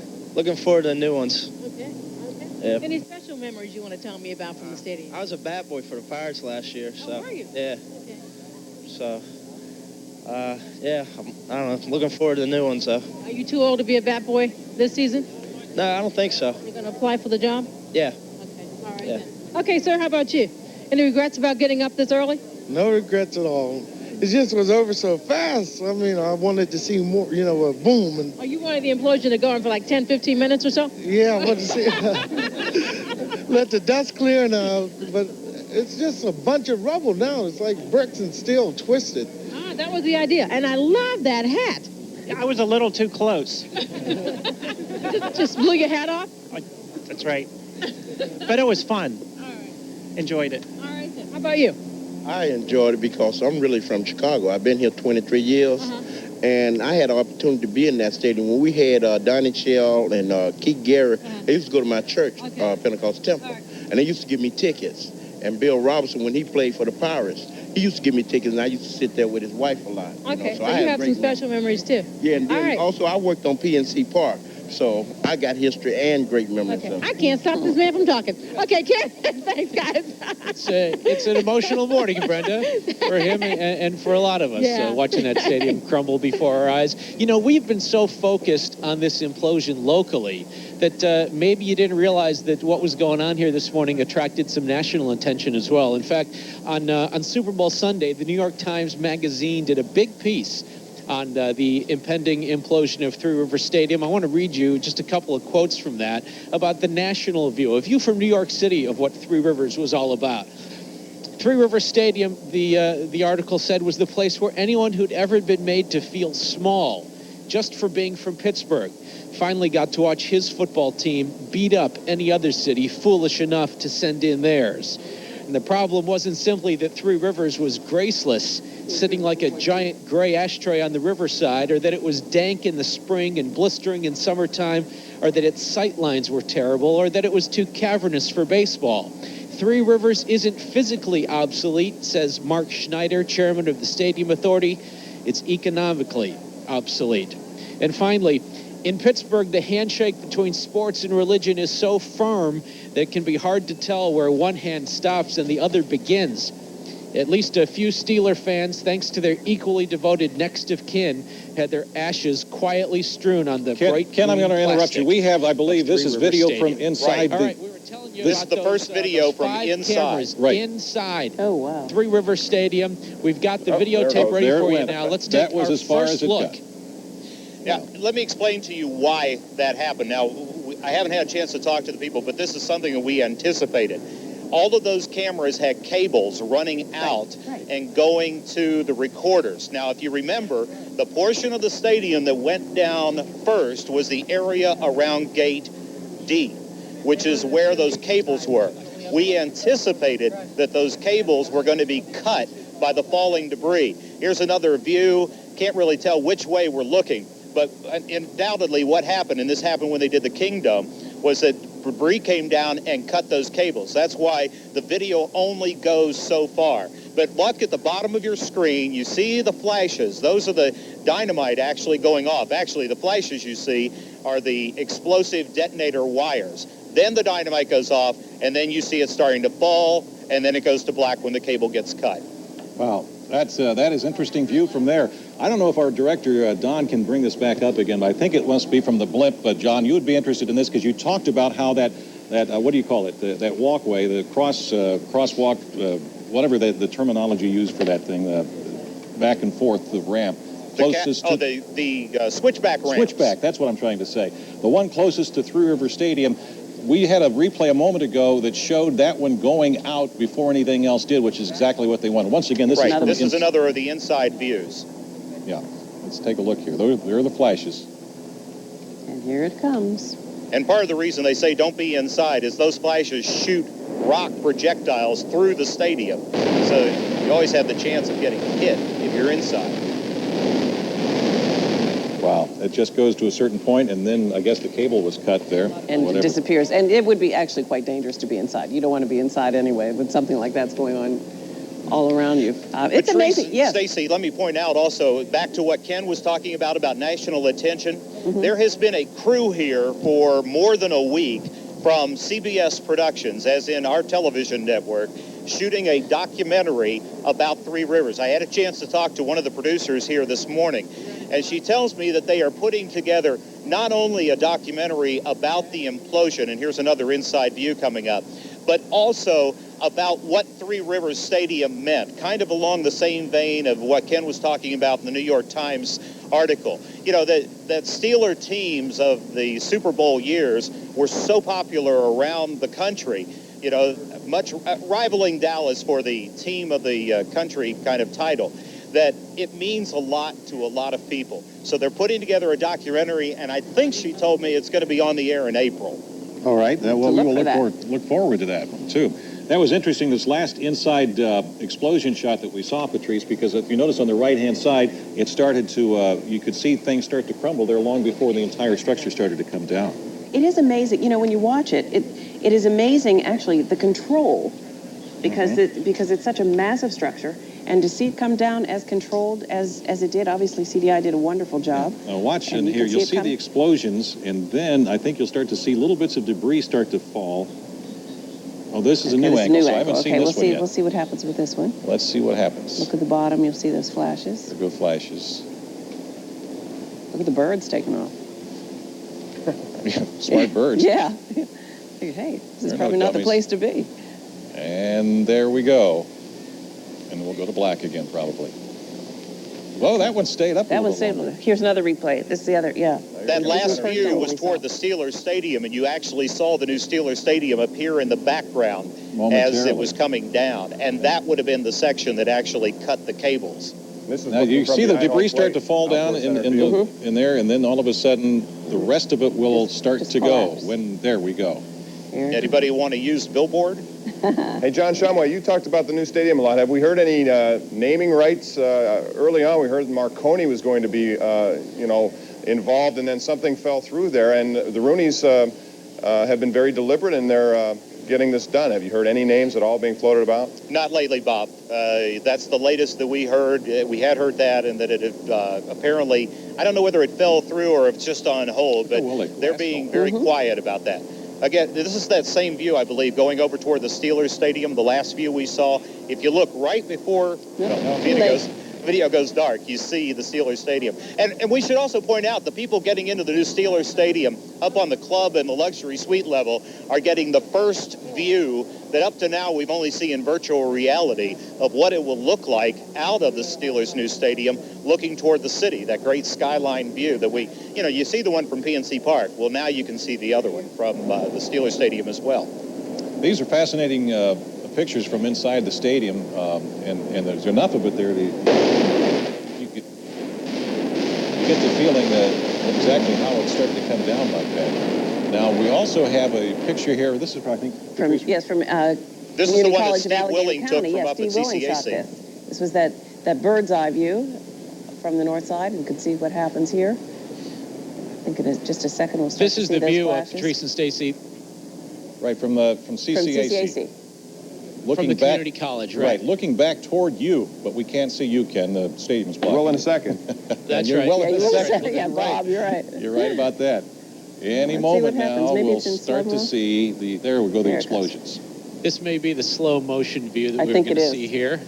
I think you're right. So those blasts would be in progress now. That switchback ramp will go. Well, and that is pulled in by wires to make sure it didn't fall back into the Steelers Stadium. So you can see, again, the control that was involved in this. It looks like they just got dusted. Yeah, got dusted. It is amazing that close, too, that there was no damage to the new stadium with that, because we felt vibration here. People all over the place have been feeling it, the impact of it as it falls, and yet no damage right next door. And that, of course, is from the other side. Right. David Bianchi of Bianchi Trice, the main contractor with the demolition here, referred to this job as really no big deal. He said, when you look at the other projects that they've been involved in, skyscrapers in the heart of business districts, projects not unlike the 500 Wood Street building that was brought down in 1997 to make room for Lazarus, much more challenging. We've been very focused on this one area, that little corner there that was so close to the new Steelers Stadium, but overall, in the opinion of the experts here, this was not all that difficult a job. All right, we're going to take a break now. We'll come back and continue our coverage. Now it's the countdown to the cleanup of Three Rivers Stadium. Don't go away.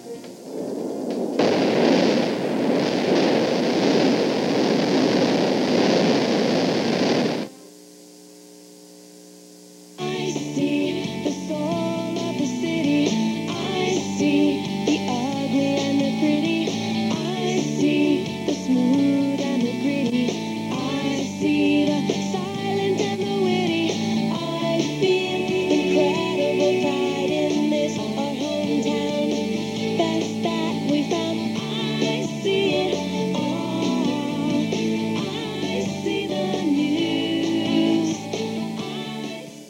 Patrice King Brown, Ken Rice, committed to telling the story with no hype, just the truth, and part of the most respected news team in Pittsburgh. Everyday ordinary kids are making extraordinary contributions to our communities. If you know one, nominate him or her for the Coles Scholarship Program. The Coles Kids Who Care program recognizes kids who volunteered in their communities. Visit your local Coles for a nomination form and rules. The deadline is March 15th. Business helping business. Every day, companies work together to help one another. Plans are discussed, decisions are made, work becomes more productive, and people are employed. By networking, communicating, planning, and selling, you'll see that our local companies just might have the service or solution you're looking for. Do business with local business and make a difference in our hometown. Brought to you by Cannonsburg General Hospital and Forbes Regional Hospital, members of the West Penn Allegheny Health System, the provider of choice. All right, welcome back to Point State Park. Ken Rice overlooking Three Rivers Rubble, I guess we'll call it now. Hundreds of thousands of tons of steel and concrete, and they'll have to get busy clearing that away in time for the Pirates' home opener April 9th against Cincinnati at the new PNC Park. John Shumway, we've been talking about all those thousands of pounds of dynamite, thousands of holes drilled into hundreds of columns. Do they have any idea yet if everything successfully detonated and this really did go as planned, as it appears to have gone? That is exactly the indication we are getting. They have made the sweep around the stadium, and it does appear that everything went off as anticipated that it would be. 4,800 pounds of dynamite is what ended up being the amount needed to bring the place down in somewhere around 2,800 holes drilled on 5 levels of columns, all wired together. If you just think about the enormity of that, it's pretty incredible. And then when you think about the gap that you're looking at between Three Rivers Stadium and the new Steelers Stadium is only 85 feet. To bring that down, to pull it away from the stadium, and from all indications from the folks that we've talked to, no damage done to the Steelers' new stadium. It's nothing short of incredible. But this was also incredibly necessary in order to get to the next step, to get PNC Park open and to get the Steelers' new stadium open and the roads it needs. And the work on that begins immediately.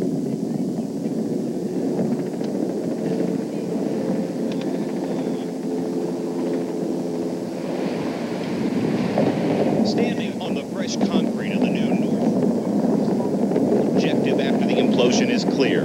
This road needs somewhere to go. Richard and his crews will immediately come in and begin cutting 120-foot right-of-ways in these sections through the present site of Three Rivers Stadium. Richard Stern and Bianchi Trison won't get to the Rubble immediately. We'll do whatever cleanup is necessary and try to open up the site for normal use and activity within about 2 to 4 hours. Then the attack is on. And it's just moving through and reducing the debris, the pile of concrete and steel. So we'll just have people cutting the rebar and trimming the material so it can be loaded out to the proper disposal sites. And loaded out quickly. We think we can get done clearing the rubble in the 120-foot right-of-ways by mid-March. Now, what happens then in mid-March is we start to get into good construction season. At the new Steelers Stadium, where bathroom fixtures are now being installed, the need to cut paths quickly through Three Rivers Stadium is much deeper than the road surface. There's a tie-in to utilities that are going to come down General Robinson Street when it's extended across the site where Three Rivers now stands. Our sanitary system needs to tie into that system to actually make the building function. So it's critical that those two 120-foot paths are blazed through the Three Rivers Rubble on time by March 19th. Our plans have been established to do just that. And then the third road, which is, I think, a Steelers Way, is called for to be ready by the 31st of March. So we feel that we're going to be on schedule with that. In fact, Bianchi Trison is scheduled to have the entire site cleared by April 27th. April 27th allows us to go in there and start tackling the temporary surface lots, which will be open then about the third week of July, available for, obviously for football season, but also for the balance of the baseball season. So if you're a Pirate fan coming to opening day, or for that matter, for the first month or so at PNC Park, you will go past Rubble at Three Rivers Stadium as it is being cleared away. But those roads will be getting in there very quickly. But most importantly for the Steelers' new stadium, they need to get that sewer line in there. Because, Ken, generally speaking, when fans go to the football game, they have need for a substantial sewer system. Yes, I think that's a very wise thing that they focus on early. John, you were talking about the security, making sure that people weren't tempted to go over to the Rubble now and try to claim a souvenir. I don't know how good the security is because, well, hold on, I'm going to take a look now. Can you see this? Let me ask Scott to zoom in here. Right across the river, we've got people walking in what was the blast zone half an hour ago. Can you see these people? Oh, yeah. Down along the river? Right along the shore there. Right along the shore. In fact, I've already seen people back on this side of the river with chunks of debris. So, I'm wondering where that security. See this guy running up the hill? Of course, where's the question the security, becomes, John? What's he getting a chunk of? And how safe is he? Well, that can't be a stable scene over there. No, the depth perception there for you on that side of the river and for our camera is kind of deceptive. There is probably a good 150 feet at least between where he is standing and where that rubble is. There's a large area. Remember North Shore Drive that went around the outside of the stadium? There was a lot of area between that and the inner circle parking before you got to the wall of Three Rivers, and that debris did not come very far out, as we've seen from our pictures from the air. So there's a good distance between them and the actual debris. So they're not that close to it, although camera sure makes it look like it. And by the way, Ken, just got word from CDI. The word is they are ecstatic about how this went. Good to hear. All right, we're going to take a break now. We'll come back and continue our coverage, the aftermath of the implosion of Three Rivers Stadium. What happens next? Don't go away.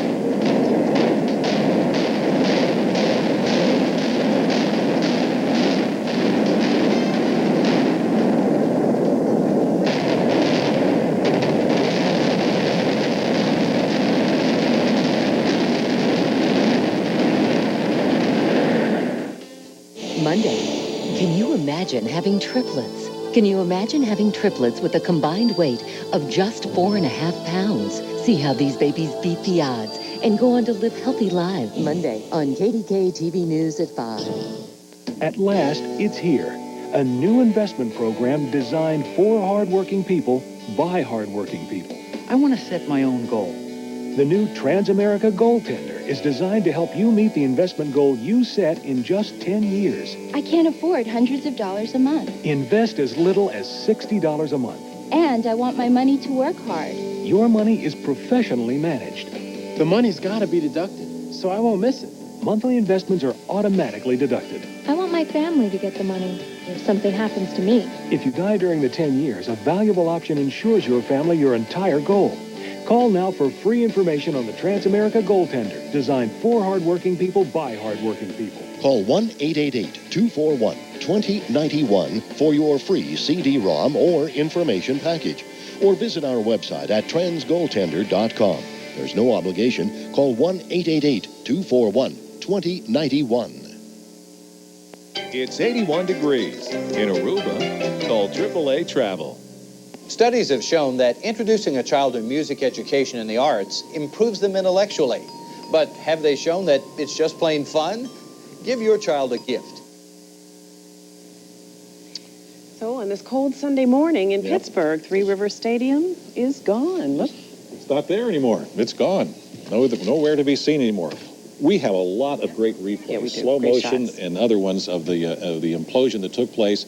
Now, 49 minutes ago, it went off without a hitch at all. This is the angle, Patrice, looking what? CCAC, right, on Pittsburgh's north side. Toward the point, and this is the Three Rivers on your left, the Steelers' new stadium on your right, and there she goes. It goes. Now, I'm going to ask our director whether he has the reverse angle of this one in slow motion or not, because it's something that John Stegerwald did. Okay, I'm just saying, when you get a chance to show in slow motion, watch the particles that come out of the, see, it's exploding right toward the Steelers' new stadium. See all those pieces of concrete come flying out there like that? And as John Shumway said, Patrice, not a single window was broken. It's damage. absolutely amazing. That's right. They believe there's absolutely no damage at all to the new Steelers stadium, which is really good news and really exciting. Bob and John, I know you guys are over there watching it, and you snuck out and took a look and felt the impact of it as well. Yeah, we did. We could not stay here because we were too close to it, and we figured you wouldn't miss us anyways. Right, John? Right. The window's next to only the door. about 25 feet from here, so we snuck out and looked out the door. And actually, we kept the door open just so we could feel the concussion, if that's what that's called. And it was, as I said, it rattled the windows here in Gateway 1. And as I'm watching it, I keep thinking back to the first time I was in that stadium the night that it opened, and how everybody was in awe. To have gone from, and the ironic thing is that people are now going to go in reverse of what happened to me. Some of the young guys now who have watched baseball all their lives in this park are going to go into PNC, and they're going to think it's great. We came from Forbes Field when I was a kid, and went in that building that you're seeing going down right there. And we were just, it was like I remember thinking it was like a big pinball machine. It just didn't seem like a baseball park, but I loved it. And the scoreboard, everybody was amazed at the scoreboard when at that time there was no instant replay, it was just lights. And I don't know if you remember, Patrice, but they would put the pictures of the players up. And Bob, you remember this. Absolutely remember that. They would put the pictures of the players up, and they would do it with light bulbs. Yeah. And it would just be like a drawing, and people were they thought that was just, nothing could ever be better than that. It was state-of-the-art at the time. You know, this is one of those cookie-cutter stadiums that appeared all over the place. People were excited about it. But I do remember, John, when we're looking back over the plans, there were supposed to be a cutout section so you could see the viewpoint of the city, and it never happened that way. Well, that was for cost reasons. It was too costly to keep one side of the stadium open back then. It was a better idea, though, to look at the skyline. Which is what we're going to have now. Right. These and next it's ironic two, that now both we the have new it. stadiums will have a view of the city, which is a wonderful and exciting thing. And back in 1970, everybody was amazed at and pleased with what the stadium had. They're going to be just as pleased when they go to PNC Park at what the stadium, what that ballpark doesn't have. And there's some significance in the fact that it's called PNC Park and not stadium. We should have known back in 1970 when they said that the Pirates would be playing in a stadium that was a problem, because it was a problem for 30 years. Stadiums are made for football. Parks are made for baseball. And I can tell you, too, we've been over there. You're not going to have a bad seat over there. It's unbelievable when you only have 38,000 seats as opposed to 58,000. When you have 58,000, you're going to get some viewpoints that are not very good for baseball. They're beautiful for football, but not for baseball. Much more intimate as we look at the Goodyear blimp picture. Let's go back over to the point and Larry. You know what happens, Patrice, don't you? When something like this happens, there's always an entrepreneur, and I think Larry Richard has found one. I bet he has, Larry. That's yes, right. there you go. With every implosion, there's opportunity. And these gentlemen found a vendor who was selling implosion T-shirts. What's your name? Dan Kroll. Dan, you bought this today? Yes, sir. I see it has the correct date. Now, I understand that there were some guys trying to pawn off some implosion stuff with old dates. Yeah, up at the incline, said February 4th. And obviously it's 11th, so. Well, did you enjoy the implosion? Yeah. Where are you from? Castle. All right. Thanks for coming down. What's your name? I'm Dan Kroll also. All right. There's two Dan Kralls. They have implosion gear. Larry, did the implosion damage Mr. Krall's hat there? Yes, this is implosion damage on the top of Mr. Krall's hat, if you can see there, Greg. Shockwave. Shockwave tore the top right off his cap. But he's fine. Just let his family know he's fine. He's fine. Ken All right. Rice, otherwise, is frozen solid. We're going to be chipping him out. Okay. All right. Thank you, Larry. We're going to attempt a thought here in a minute. We'll take a break. Come back right after this.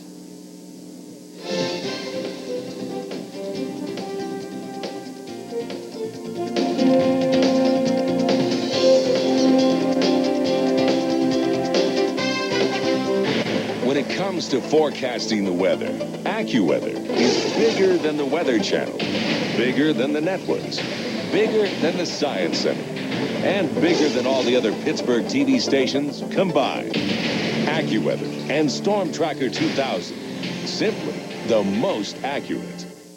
Here's the latest concert news from the Post-Gazette Pavilion. You know the music. Yes, I rock-a-bye, sweet baby Jane. You know the voice. Now, come see the man. I've The perfect summer evening of music with the legendary James Taylor. One night only, July 26th. Get tickets Saturday at 10 a.m. American Express is the official card of Post-Gazette Pavilion. Stay posted for more concert news from the Post-Gazette Pavilion, an SFX event. The two largest news-gathering organizations in town team up every Sunday morning, debating local issues with interesting guests. The KDPG Sunday edition at 11 on KDKA TV. Three Rivers, The Implosion, is proudly brought to you by the H.J. Heinz Company. The employees of H.J. Heinz Company salute Three Rivers Stadium. By the Pittsburgh Penguins. For ticket information, just call 642-PENS. By McDonald's. We love to see you smile. By the Pittsburgh Pirates. Season ticket packages start at just $180. Call 1-800-BUY-BUCKS. And by G&G Fitness, Pittsburgh's #1 source for quality fitness equipment. 42 years from the planning stage until its destruction and 30 and a half years of life. Three Rivers Stadium is no more. It is no more. It will be missed, but we are moving on in Pittsburgh to a wonderful new future. Two wonderful opportunities for our favorite teams, our baseball team, our football team, and it's quite exciting. I was very impressed this morning. Yes. See what happened. Brought it down exactly the way it was supposed to come down. Supposed to come down safely and effectively. Bob? Well, I think it's great now. You know, it's finally to a situation where we can talk about the future. I think Three River Stadium had many great memories, John, over the years. We're never going to forget those memories, from the AFC Championship games. We were part of it on the field watching those great moments from the Charger game that wasn't. They blew that big lead. From the one of the Colts, the Harbaugh Hail Mary pass, it seemed to take forever. Those are great memories, the baseball memories. But I think now we can move on and start thinking about the future, because I think too many times we're all guilty of clinging to the past, especially with the Steelers. I think now those memories are still there on archives, on videotape and film. But now we can look to something different. Yeah, and it is a beginning. It's the end of an era today and the beginning of a new era for Pittsburgh sports teams. And I think I go back to early in this show today. You heard from Sophie Masloff. She knew what she was talking about. They should have done this a long, long, long time ago. Let's go to John Shumway. Guy says they are ecstatic on how it went. Bianchi Trison now gets to work cleaning up the debris. They've reopened the roads over here. A lot of spectators coming by. And Ken Rice, I have a confession to make. I was repositioning to talk to Doug Loazzo as soon as it was over and missed most of it. After all that. You know what, John? It's on tape. I'm glad. All right. I've got Brenda Waters with me, too. Final thoughts? We kissed her goodbye. It was great. It was great. It's a great day. All right. Full, complete, incredible coverage tonight. KDKA TV News at 6:30. Thanks for joining us and watching Pittsburgh skyline change forever. It has literally been a blast. That's right. Have a great Bye-bye. day. Have So a good long, day. everybody.